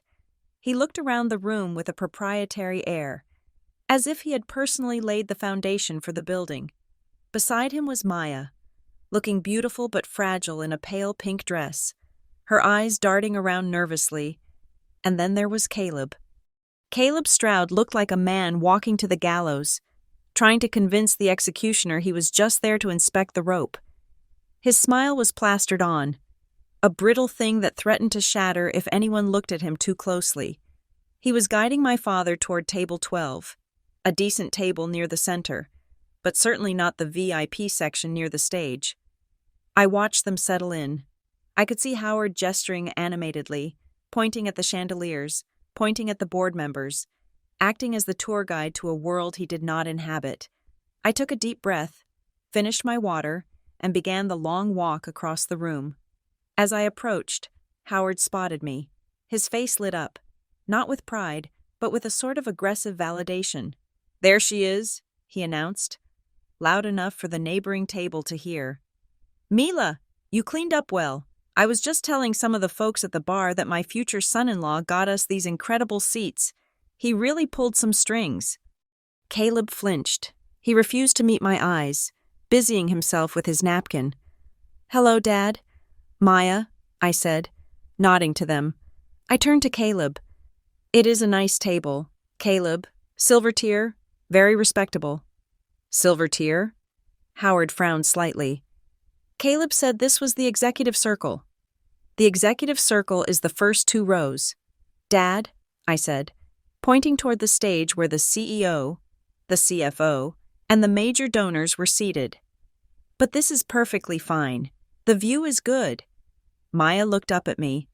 Since our phone call last night, and her brief silent visit to my office at lunch, where she saw the sheer volume of paperwork on my desk, she had been quiet. She was watching Caleb with a new, unsettling intensity. "You look beautiful, Mom," Maya said softly. "Thank you." "Sweetie," I said, "I cannot stay long. I have obligations tonight." "Obligations?" Howard scoffed. "Just relax. Mila, Caleb told us the program tonight is mostly about the administrative restructuring. The new vision for the hospital. He said he might even get a shout-out for his cost-saving initiative." I looked at Caleb. He was staring at his bread plate as if it contained the secrets of the universe. He had clearly not told Howard that his cost-saving initiative was currently sitting in a compliance quarantine folder on my desk, or that he had spent the last 48 hours trying to keep his job, not celebrate it. "Is that what he said?" I asked. "Well, not a shout-out, exactly," Caleb mumbled. Finally looking up, his eyes were pleading. "I just meant, it is a night for the hospital leadership. I am part of leadership." "Of course you are," Howard said, slapping him on the back. "Don't be modest. This boy is going to run the place one day. Mila, you just watch." "I am watching, Dad," I said. "I am watching very closely." The lights in the ballroom dimmed, signaling the start of the program. A spotlight hit the stage, illuminating the podium. "I have to go to my seat," I said. "Your seat?" Howard asked, confused. "There is an empty chair right here. We saved it for you." "I am sitting at table 1. Dad," I said, "with the board of directors." I didn't wait for his reaction. I turned and walked away, the silk of my dress swishing softly against my legs. I could feel Howard's eyes boring into my back. I walked past the silver tier, past the gold tier, and took my seat at the center table, right next to Marcus Sterling, the CEO. Marcus leaned over as I sat down. "You cut it close. Mila, you are up in 10 minutes. "I was just saying hello to family," I whispered. "The fiancé?" Marcus asked, raising an eyebrow. "And the father," I replied. "Good luck," Marcus said. "By the way, that memo you sent about the supply chain audit? We need to discuss that Monday. It is alarming." "I know," I said. "We will handle it." The master of ceremonies, a local news anchor with perfect teeth and a baritone voice, took the stage. He went through the usual pleasantries, thanking the sponsors, cracking a few jokes about doctors' handwriting. Then, the tone shifted. The room grew quiet. "Ladies and gentlemen," the MC said, his voice dropping to a reverent register. "Tonight, we are here to celebrate the heartbeat of Havenport Meridian. We often talk about buildings, about machines, about budgets, but a hospital is none of those things. A hospital is the people who stand between us and the darkness." I saw Caleb at table 12. He was sitting stiffly, adjusting his tie. Howard was leaning forward, looking expectant, perhaps still thinking that his administrator son-in-law was about to be mentioned. "Our keynote speaker tonight," the MC continued, is a woman who needs no introduction to anyone who has ever had a loved one in our surgical wing. She is the architect of our Level 1 trauma designation. She is the chair of the Surgical Ethics Committee. And she is the reason why our cardiac survival rates are the highest in the state. Please welcome the Chief of Surgical Services, Dr. Mila Knight. The spotlight swung through the darkness and hit me. I stood up. The applause started at the front tables. The doctors, the nurses, the executives who knew me. Then it rippled backward, growing louder, swelling into a roar. I walked to the stage. I did not look at the floor. I looked straight ahead. As I climbed the steps and took the podium, I had a clear line of sight to table 12. Howard was frozen. His mouth was slightly open, his hand halfway to his wine glass. He looked like a man who had just seen a ghost. He looked at the giant screen behind me, which was now projecting my face along with a list of my titles he had never bothered to learn. Dr. Mila Knight, Chief of Surgical Services, Board Member. He turned to Caleb. I couldn't hear what he said, but I saw the accusation in his body language. He was asking, why didn't I know this? Why did you make me think she was nobody? Caleb shrank into his chair, looking small, insignificant, and utterly defeated. I gripped the sides of the podium. The room went silent. Thank you, I said. My voice was amplified, filling every corner of the ballroom. It is a privilege to stand here tonight. I paused, looking out at the sea of faces. We talk a lot about numbers in healthcare, I began. We talk about margins. We talk about efficiency. There are people in this room who spend their days looking at spreadsheets, trying to find ways to make the business of saving lives more profitable. I saw Caleb flinch again. But tonight, I do not want to talk about profit, I said.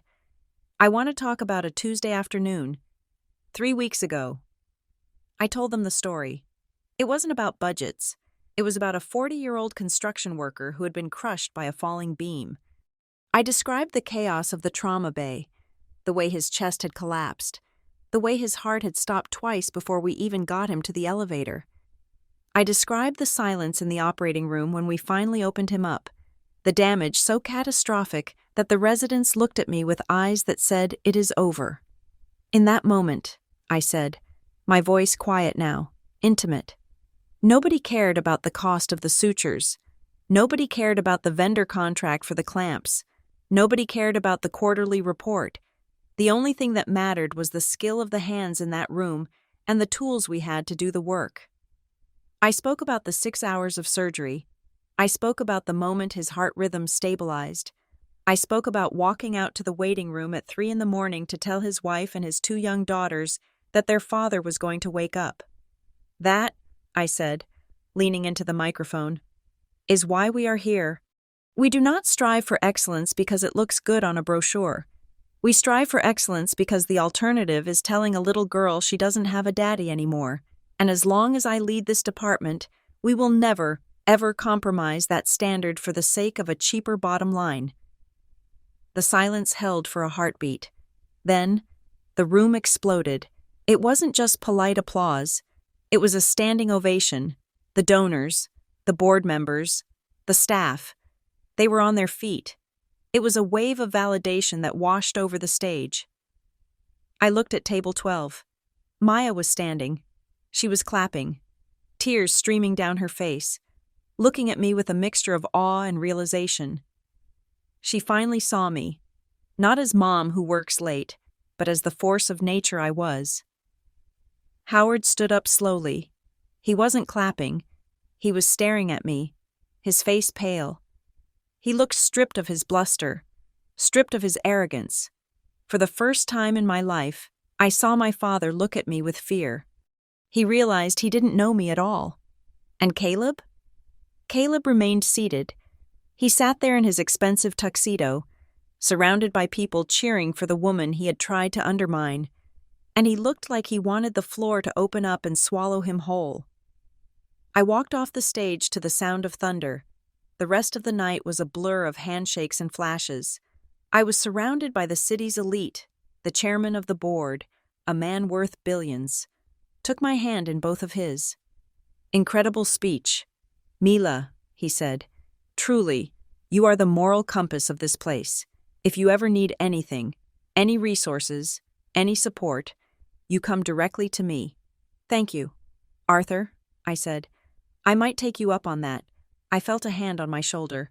I turned to see Howard. He had pushed his way through the crowd, dragging Maya and Caleb with him like unwilling props. There she is, Howard said, his voice too loud, too desperate. He was trying to reclaim the narrative, trying to pretend that my success was somehow his doing. That is my girl. Did you hear that speech? I raised her to be tough. I always said, Mila, you have to be tough. The chairman looked at Howard with a polite, cool smile. You must be very proud, Mr. Knight. Oh, incredibly, Howard stammered. You know, we were just talking about how…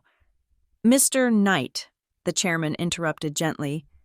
I have always wondered, your daughter runs the most complex surgical program in the tri-state area. Which of her clinical innovations are you most proud of? The robotic valve program or the trauma residency restructuring? Howard froze. His mouth opened, but no sound came out. He blinked. He looked at me, panic rising in his eyes. He didn't know what either of those things were. He didn't know I had done them. He had spent 40 years ignoring my career, and now, under the spotlight of the people he desperately wanted to impress, he was exposed as a fraud. The surgery part, Howard mumbled, his face turning a deep, blotchy red. The saving lives part, it is all very good. The chairman's smile didn't waver, but his eyes grew dismissive. Indeed. Excuse me. I need to borrow Dr. Knight for a moment. He turned his back on my father. It was a social death sentence. Howard stood there, humiliated, holding a glass of warm champagne, realizing that in this room, he was nobody. And he was nobody because he had chosen not to know the somebody standing right in front of him. Maya stepped forward. She ignored the chairman. She ignored Howard. She looked at me. Mom, she said. Her voice was steady. I had no idea. I know, I said softly. Why didn't you tell me you were this? She gestured to the room, to the people waiting to talk to me. I tried, I said. But tonight, you looked, she nodded slowly. Then she turned to look at Caleb. He was standing behind her, looking at his phone, trying to look busy, trying to look important. Caleb, Maya said. He looked up, startled. Yeah, babe? You told me Mom was a worker, Maya said. You told me she didn't understand the big picture. I just meant she isn't in administration, Caleb stammered. It is different. Maya, you do not understand the nuance. I think I understand the nuance perfectly, Maya said. She looked at him with a coldness I had never seen in her before. It was my coldness.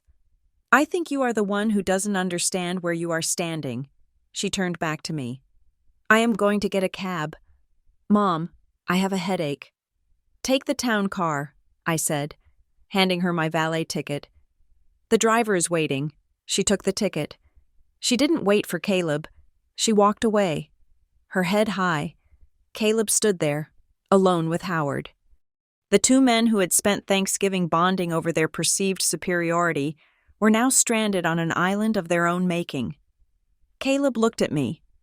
There was no arrogance left, only fear. Mila, he started, his voice cracking. About the email earlier, the withdrawal of the proposal. We will talk on Monday. Caleb, I said dismissively, this is a party. Try to enjoy yourself. I turned away from him, signaling that he no longer existed in my world for the evening. As I turned, my phone buzzed in my clutch purse. It was the specific, 3-pulse vibration of a high-security alert. I pulled it out, shielding the screen from the prying eyes of the donors. From IT Security/Compliance Audit Team, subject, urgent, irregular purchasing report, flag detected, Dr. Knight, regarding your query on code GEN-AUTH-2026-4490X. We have run a trace. This code was not generated by a glitch. It was manually created by a user with root access in the procurement database at 3 a.m. last Tuesday. The user account belongs to a C. Stroud, but the IP address traces back to an external VPN node often used for vendor remote access. We also found a deleted draft email in the sent folder linking this code to a personal bank account number. Please advise. I stared at the screen. The noise of the gala faded away. This wasn't just ambition. This wasn't just incompetence. This was embezzlement. Caleb hadn't just tried to cut corners. He, or someone using him, was trying to route hospital funds into a private account using a fake authorization code for a fake vendor contract. I looked up. Caleb was walking toward the bar, loosening his tie, looking like a man who thought his worst problem was a bruised ego. He had no idea that the floor he was walking on was already gone. I slipped the phone back into my purse. The revenge I had planned was about teaching him a lesson in humility. But what was coming next wasn't a lesson. It was an indictment. The operating room was a sanctuary of controlled chaos, a place where the air was kept at a crisp 62 degrees, and the only sounds were the rhythmic beeping of the cardiac monitor and the hiss of the ventilator. We were 3 hours into an ascending aortic aneurysm repair on a 55-year-old school bus driver named Mr. Henderson. It was a high-stakes procedure. His aorta was paper-thin, ballooned out to 6 centimeters, threatening to burst with every beat of his heart. "Scalpel?" I said, my hand extended. The scrub nurse, a veteran named Sarah who knew my movements better than she knew her own husband's, slapped the handle into my palm. "Vascular clamp," I ordered. "Cross-clamp time." This was the critical moment. We needed to stop the blood flow to the aorta to stitch in the synthetic graft. If the clamp failed, or if it crushed the fragile tissue, Mr. Henderson would bleed out on the table in less than 30 seconds. Sarah handed me the clamp. It was a large, curved instrument, fresh from the sterilization tray. I took it, feeling the weight of the steel, but as I positioned it over the vessel, something felt wrong. A surgeon's hands are not just tools, they are sensors. We spend decades training our tactile memory to detect micro-variations in texture and tension. As I squeezed the handle to engage the ratchet mechanism, the metal didn't glide, it ground. There was a microscopic friction, a gritty resistance in the hinge that shouldn't have been there. I froze. "Doctor? Knight?" My fellow, Dr. Patel, asked, looking at me over his mask. "Pressure is dropping. We are ready." I squeezed the handle again, testing the locking mechanism. It clicked, but it felt loose. The tension on the jaws wasn't uniform. If I applied this to the aorta, it might slip, or worse, the serrations might shear the vessel wall. "This isn't a still clamp," I said, my voice low and dangerous. I pulled it out of the surgical field and held it up to the overhead lights. The finish was slightly duller than our usual instruments. The etching on the side didn't say Escalap or V. Muller. It bore a laser-etched logo I didn't recognize. MG Surgical.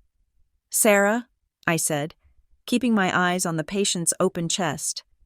"Where did this instrument come from?" "It came from the new sterile processing batch this morning," she said, her voice muffled by her mask. "They said it was the new vendor stock." "Discard it," I snapped, tossing the clamp onto the reject table with a loud clang. "Open the emergency backup tray. Get me the legacy instruments. Now." "But Dr. Knight, that tray is—" "Now," I barked. The room scrambled. The circulating nurse tore open the backup supply cabinet. In 10 seconds, I had a trusted, German-made clamp in my hand. It felt heavy, smooth, and perfect. I applied it. It locked with a reassuring, solid click. The aorta was secure. "Cross-clamp on," I announced. "Start the clock. Let us get this graft in." We finished the surgery. The graft held. Mr. Henderson was wheeled to the ICU in stable condition. To the outside observer, it was just another successful Tuesday. But as I ripped off my gown and snapped my gloves into the biohazard bin, My hands were shaking, not from fatigue, but from rage. That clamp was garbage. It was a piece of cheap, inferior steel that had somehow bypassed my entire quality control protocol and made it onto a sterile tray in a live operating room. If I had been a first-year resident, or if I had been tired and less attentive, I might have used it. Mr. Henderson would be dead. I didn't even wash my hands properly. I scrubbed them with raw fury and marched out of the OR, grabbing the rejected clamp from the biohazard table and sealing it in a plastic evidence bag. I went straight to the basement. The materials management department is the bowels of the hospital, a labyrinth of shelves and boxes. I slammed through the double doors, startling a young inventory clerk who was scanning barcodes on a pallet. "Where is the shift supervisor?" I demanded, holding up the bag. The clerk, a kid named Kevin who couldn't have been more than 22, looked at my badge and swallowed hard. Mr. Henderson is on lunch. Can I help you? Doctor? Knight?" "This," I said, thrusting the bag at him. "This instrument. Trace the lot number. I want to know when it entered the building and who signed for it." Kevin took the bag, his hands trembling. He typed the code into his terminal. Okay. Lot number 449-Alpha. Manufacturer. MedSource Global via Rapid Transit Logistics. MedSource, I hissed. The name Caleb had pitched. The name I had explicitly rejected. Status? It says expedited entry, Kevin read, squinting at the screen.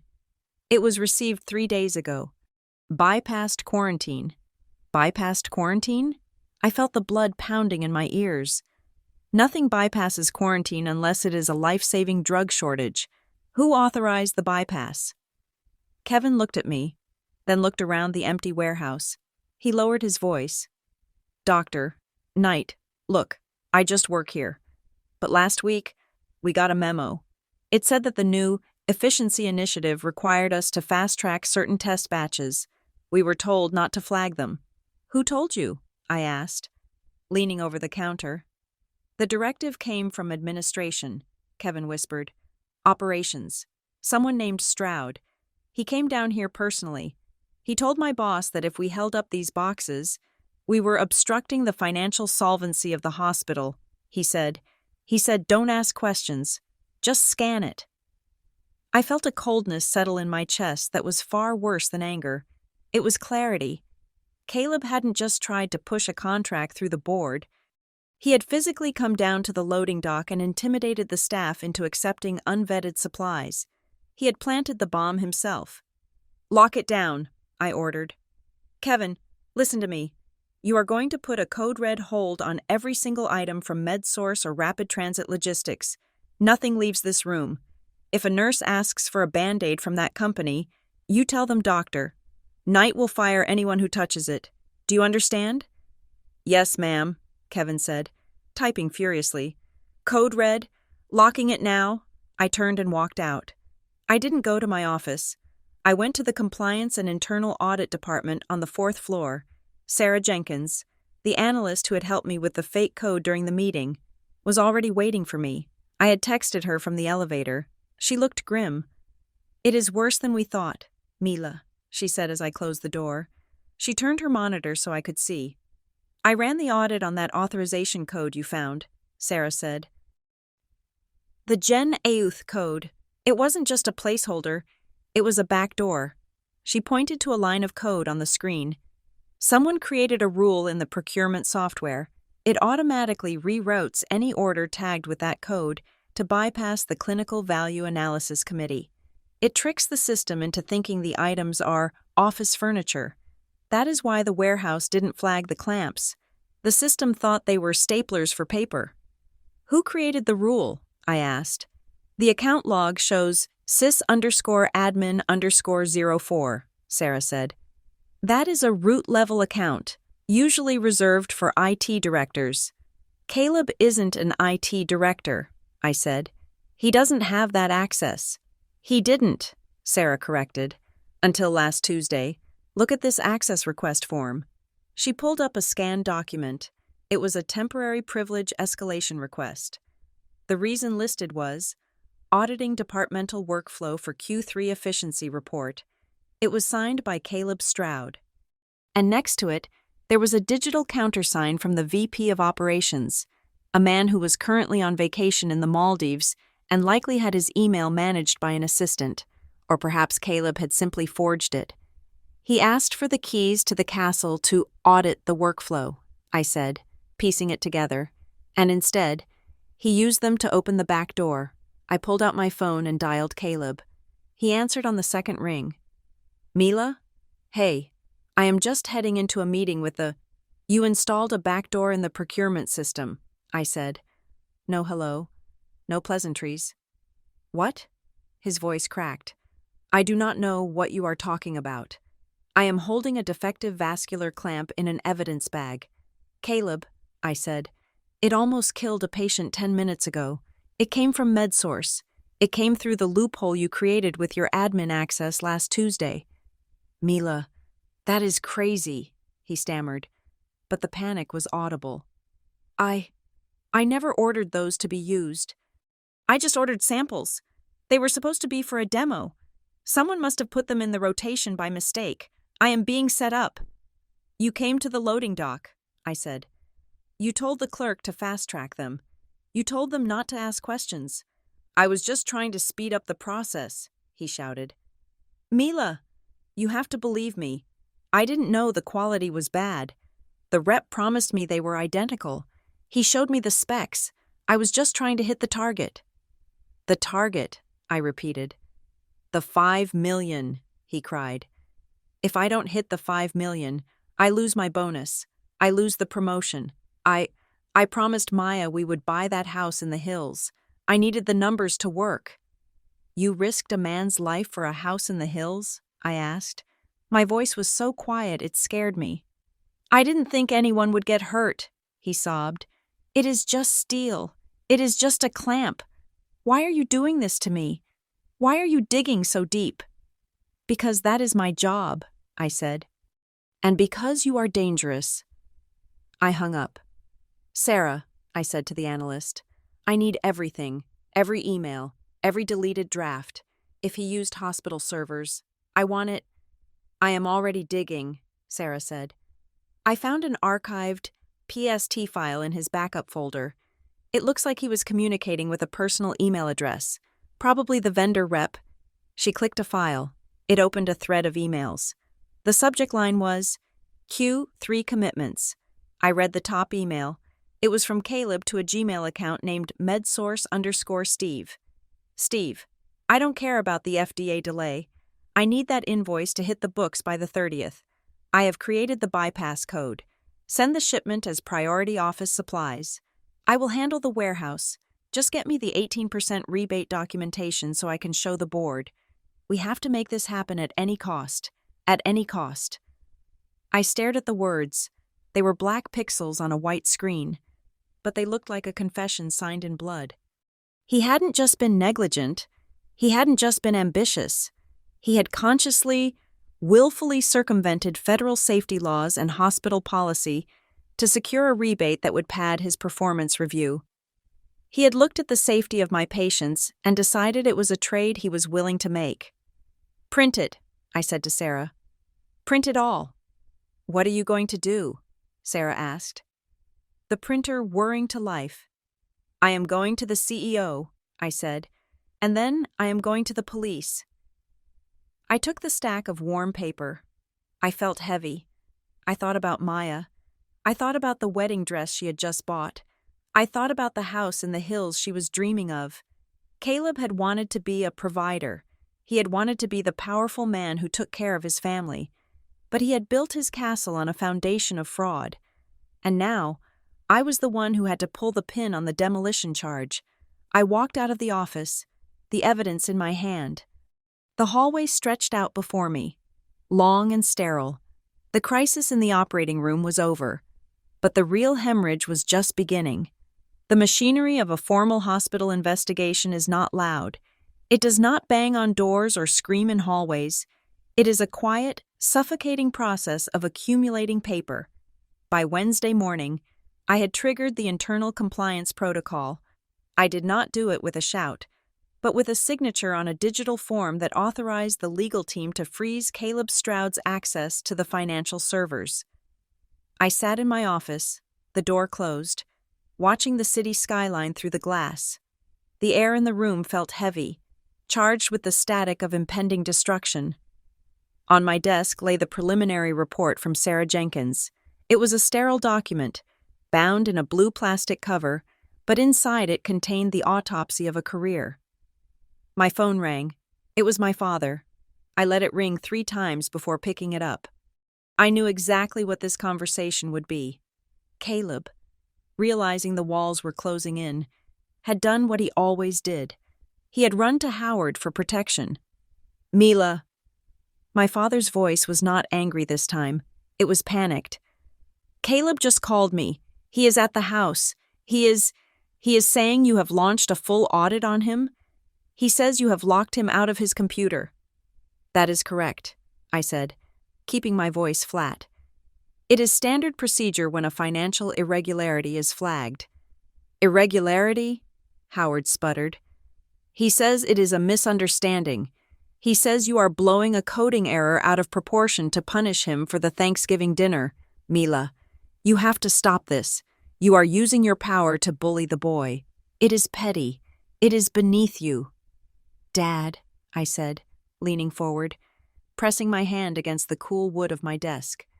Listen to me very carefully. This is not about Thanksgiving. This is not about his ego or mine. I found a fake authorization code that allowed unverified surgical equipment to enter my operating room. Yesterday, a clamp failed during a procedure. A man almost died. But he didn't mean to. Intent does not matter when the result is a body bag, I interrupted.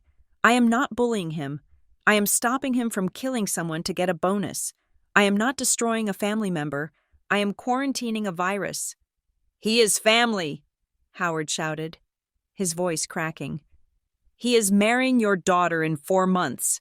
If you get him fired, if you mark him with a scandal like this, how is he supposed to provide for her? You are destroying Maya's future to prove a point.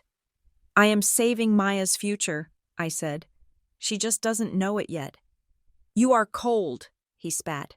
You have always been cold. I am a surgeon. Dad, I said. Sometimes you have to cut to heal. I hung up the phone. My hand was shaking slightly. A tremor of rage that I forced myself to suppress. I could not afford emotion. Emotion was what Caleb counted on. He counted on the fact that we would be too afraid of a ruined wedding to look at the ledger. There was a knock on the door. It was faint, hesitant.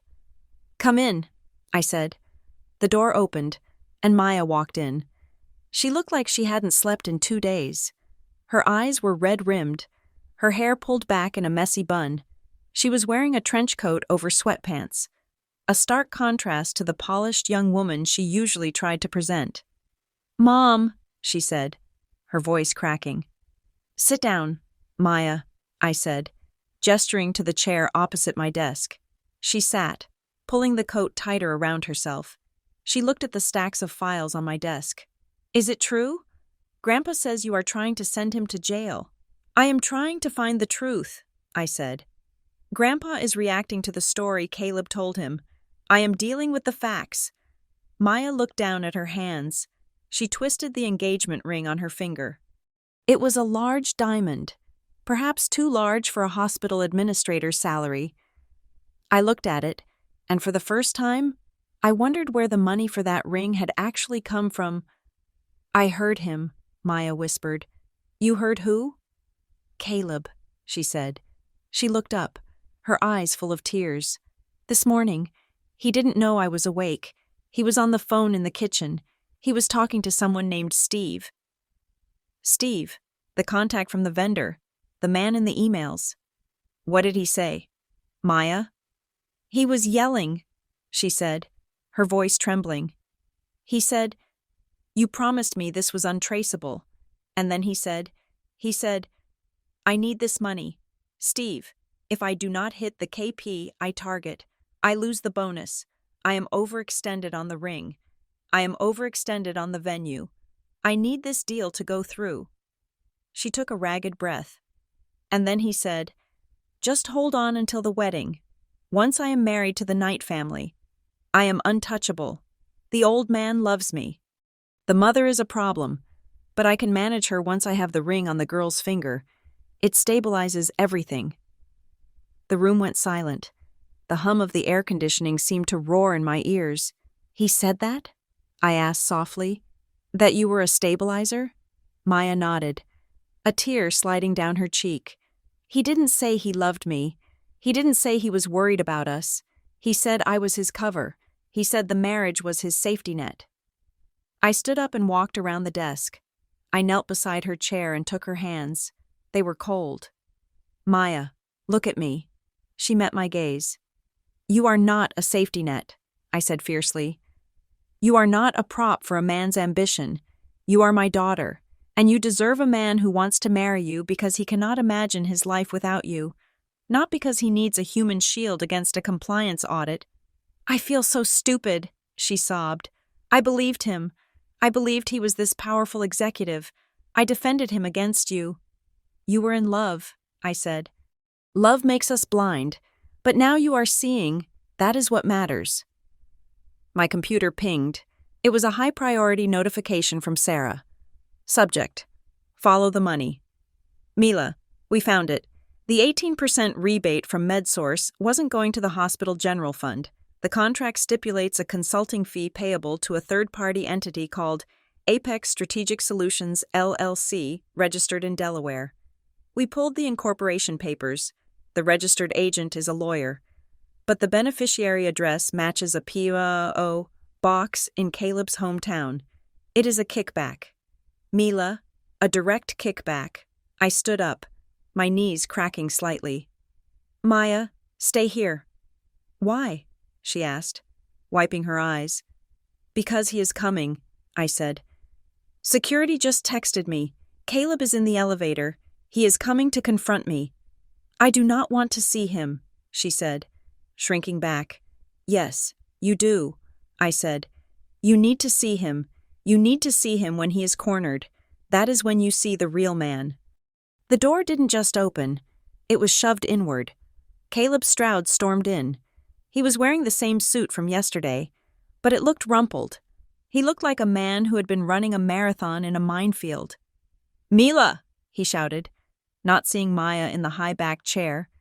"You have to call off the dogs. Security just escorted me out of my office. They took my laptop." "Hello, Caleb," I said, standing behind my desk, my hand resting on the blue file. Security was following my orders. "This is harassment," he yelled, slamming his hands on my desk. "You are abusing your authority. I am going to sue you. I am going to sue this entire hospital. I have rights."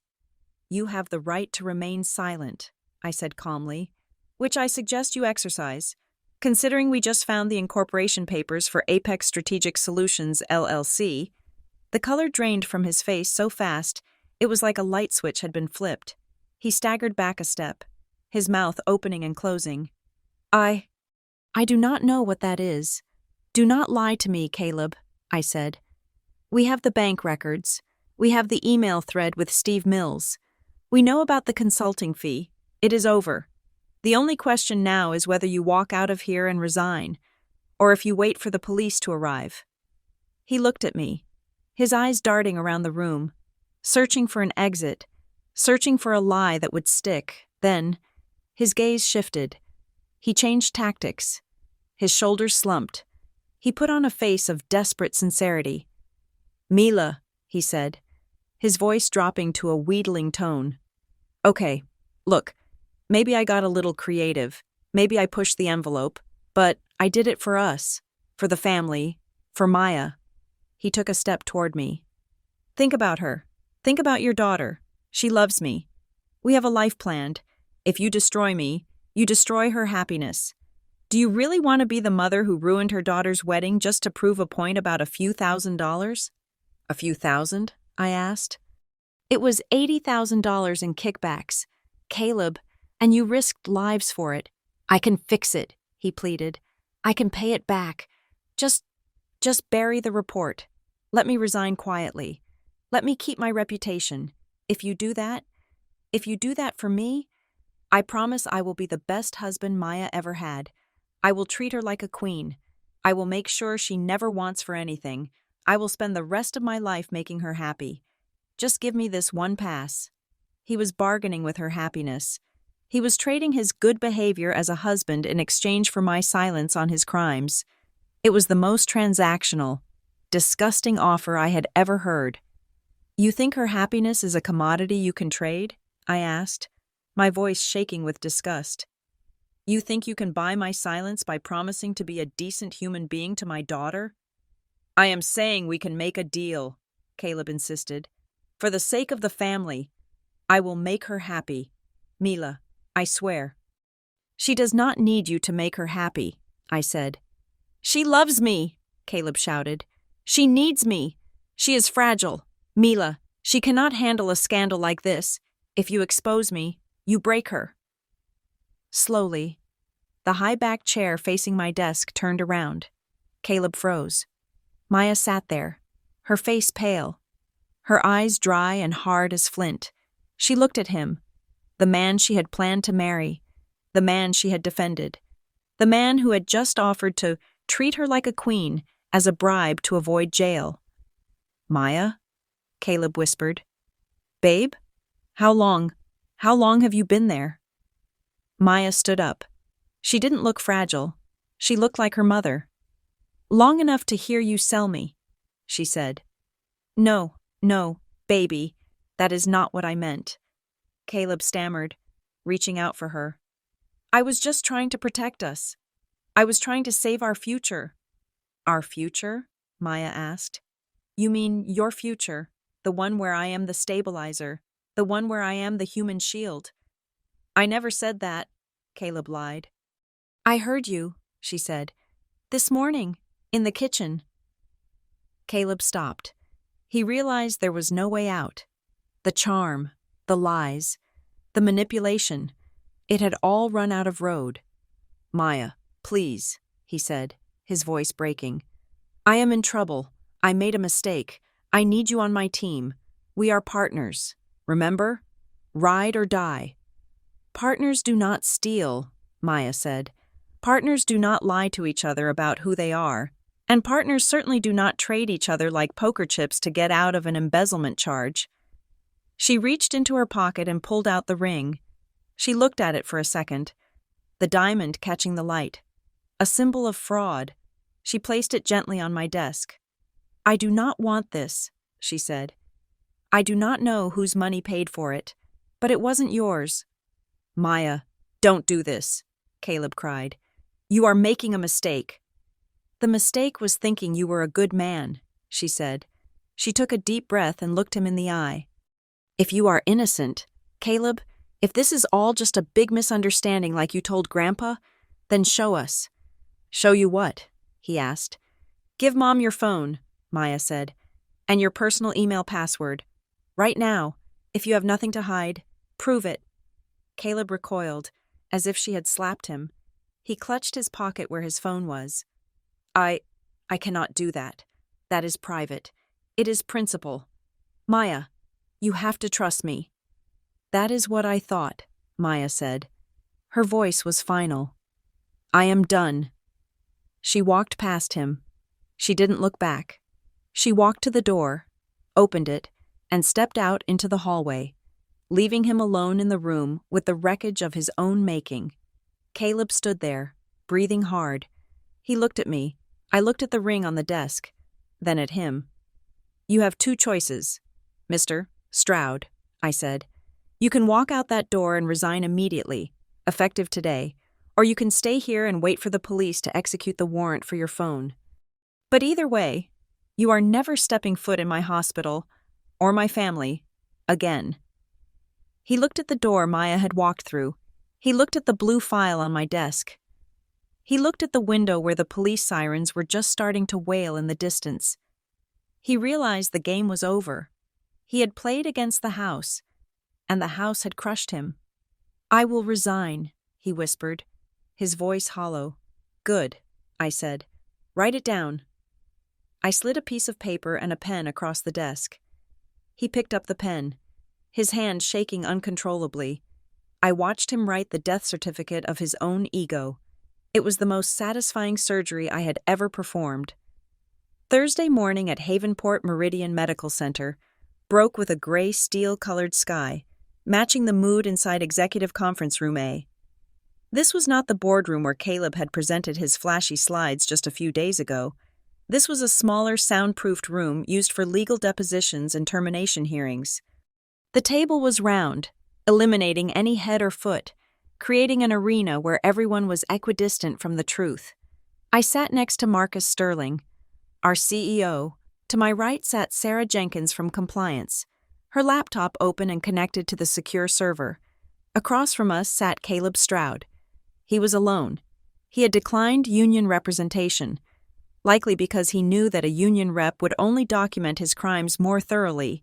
He looked diminished. The expensive suit was the same, but the man inside it seemed to have shrunk, his posture collapsing under the weight of the evidence file sitting in the center of the table. "We have reviewed the resignation letter you drafted in Dr. Knight's office yesterday," Marcus began. His voice was not angry. It was disappointed, which is far worse in the corporate world.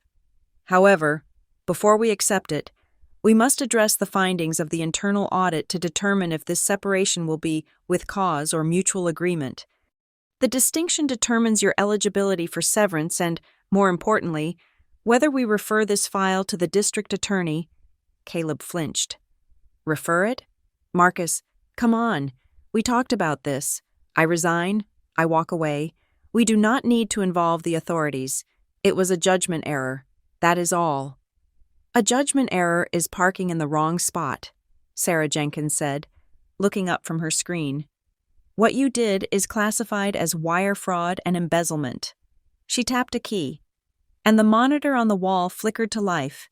It displayed the email chain I had found, the one with Steve Mills, and the bank routing number for Apex Strategic Solutions.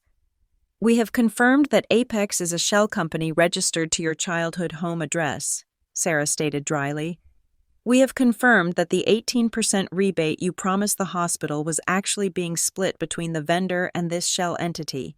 You were not saving the hospital $5 million. Caleb, you were stealing $80,000 a quarter." Caleb shifted in his chair, sweat beading on his upper lip. "Everyone does consulting on the side. It is industry standard. I was facilitating a deal that would have saved you money in the long run. The fee was just a finder's fee. It is how business gets done in the real world. You doctors just do not understand leverage." "We understand theft," I said. Caleb turned to me, his eyes flashing with a last, desperate spark of defiance. "You orchestrated this.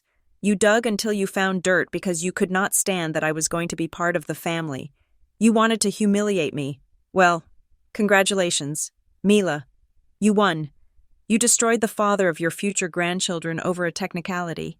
"It is not a technicality when a clamp fails in a human chest," I said, my voice cold and steady.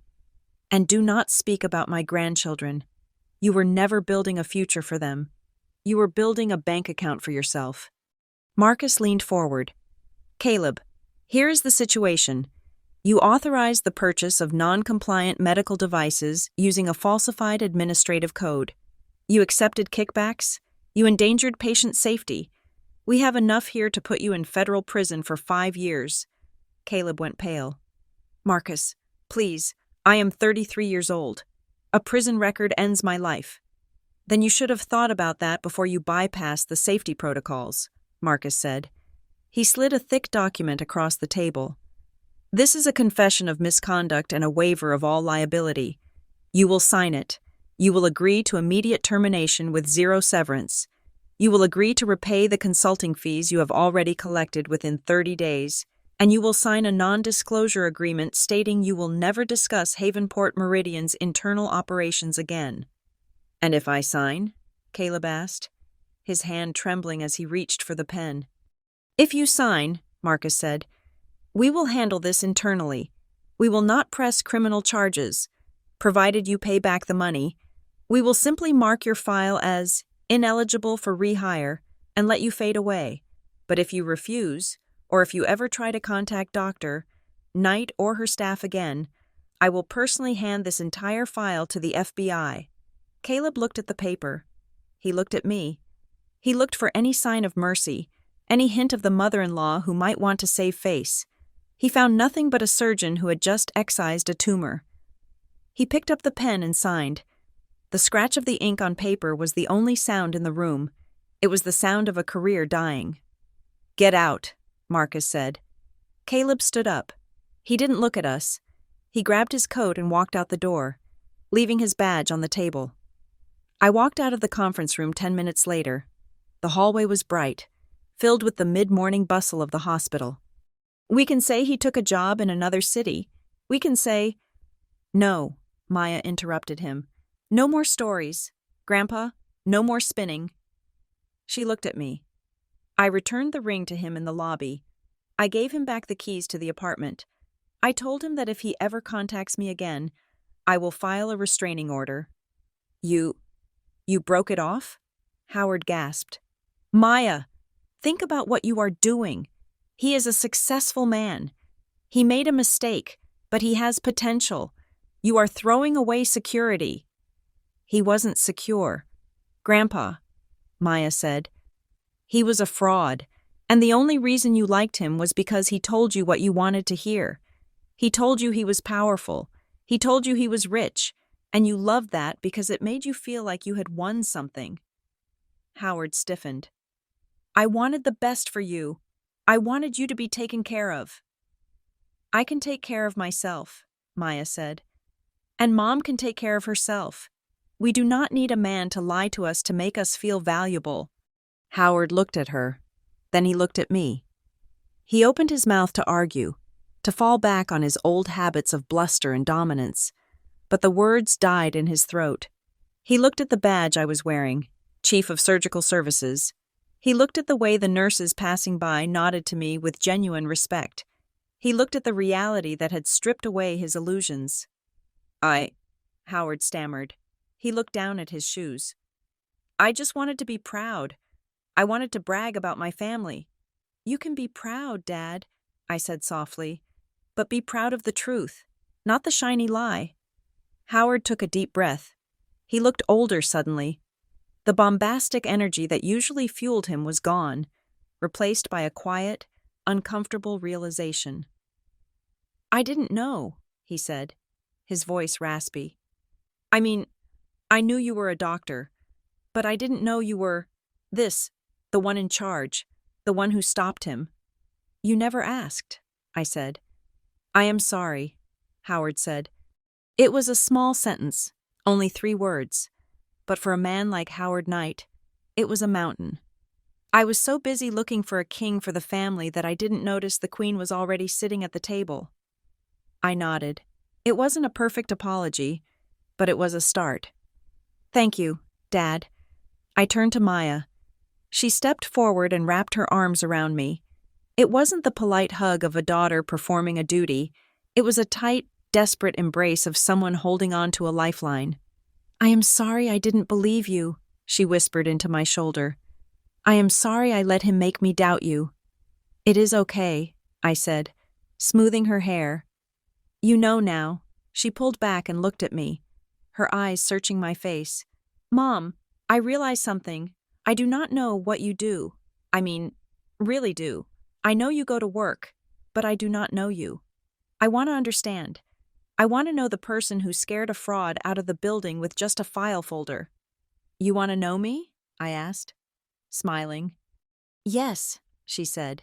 "Before I date anyone else, before I plan any other future, I want to know my mother."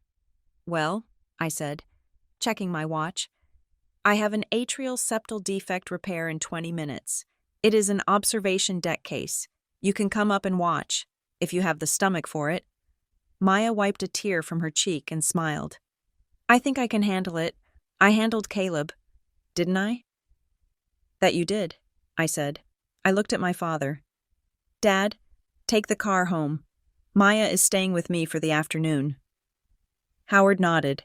He looked at us, 2 strong women standing in the center of the hospital that I helped run. He gave a small, awkward wave and walked toward the exit. He walked slower than usual. He had a lot to think about. I put my arm around Maya's shoulders and led her toward the surgical elevators. "One rule," I said as we walked. "When you watch the surgery, do not look at the blood. Look at the hands. The blood is just noise. The hands are the music." "Okay," she said. "I will look at the hands. And one more thing," I added, stopping before the elevator doors opened. "I am happy that you are proud of me now. I appreciate it, but do not put me on a pedestal like Grandpa did with Caleb. Do not use me as a trophy to win arguments at dinner parties. I am just a woman doing a job. I am not a symbol. I am your mother." "I know," Maya said. "I promise." The elevator dinged. The door slid open. I stepped inside, back into my world, the smell of antiseptic, the hum of the ventilation, the focused energy of the surgical floor. It all rushed to greet me. I went to the scrub sink. I turned on the water. As I lathered my hands, scrubbing up to the elbows, I watched the suds swirl down the drain. The drama was over. The fraud was gone. The wedding was canceled. My bank account was safe, and my conscience was clear. I looked at my reflection in the chrome of the dispenser. I looked tired. Yes, but I looked sharp. The door to the OR opened. "Doctor." "Knight? Patient is prepped. We are ready for you." "Coming," I said. I rinsed my hands, holding them up to let the water drip off the elbows. I walked into the operating room, hands raised, ready to work. The lights were bright. The team was waiting. The patient was asleep. Trusting me with the most precious thing they had. I didn't need a gala. I didn't need a toast at Thanksgiving. I didn't need a son-in-law with a fancy title. "Scalpel," I said. The metal handle slapped into my palm. Cold, solid, real. This was where I belonged. Not in the drama, but in the doing. And for the first time in a long time, the world outside these walls finally understood the difference. Thank you so much for listening to this story of justice and family truth. I would love to hear where you are tuning in from today. Please leave a comment below with your city or country so we can see how far our community reaches. If you enjoyed seeing the truth come to light, please take a moment to subscribe to the Monica Revenge Stories channel, like this video, and hit that hype button to help this story reach even more people. Your support means the world to us.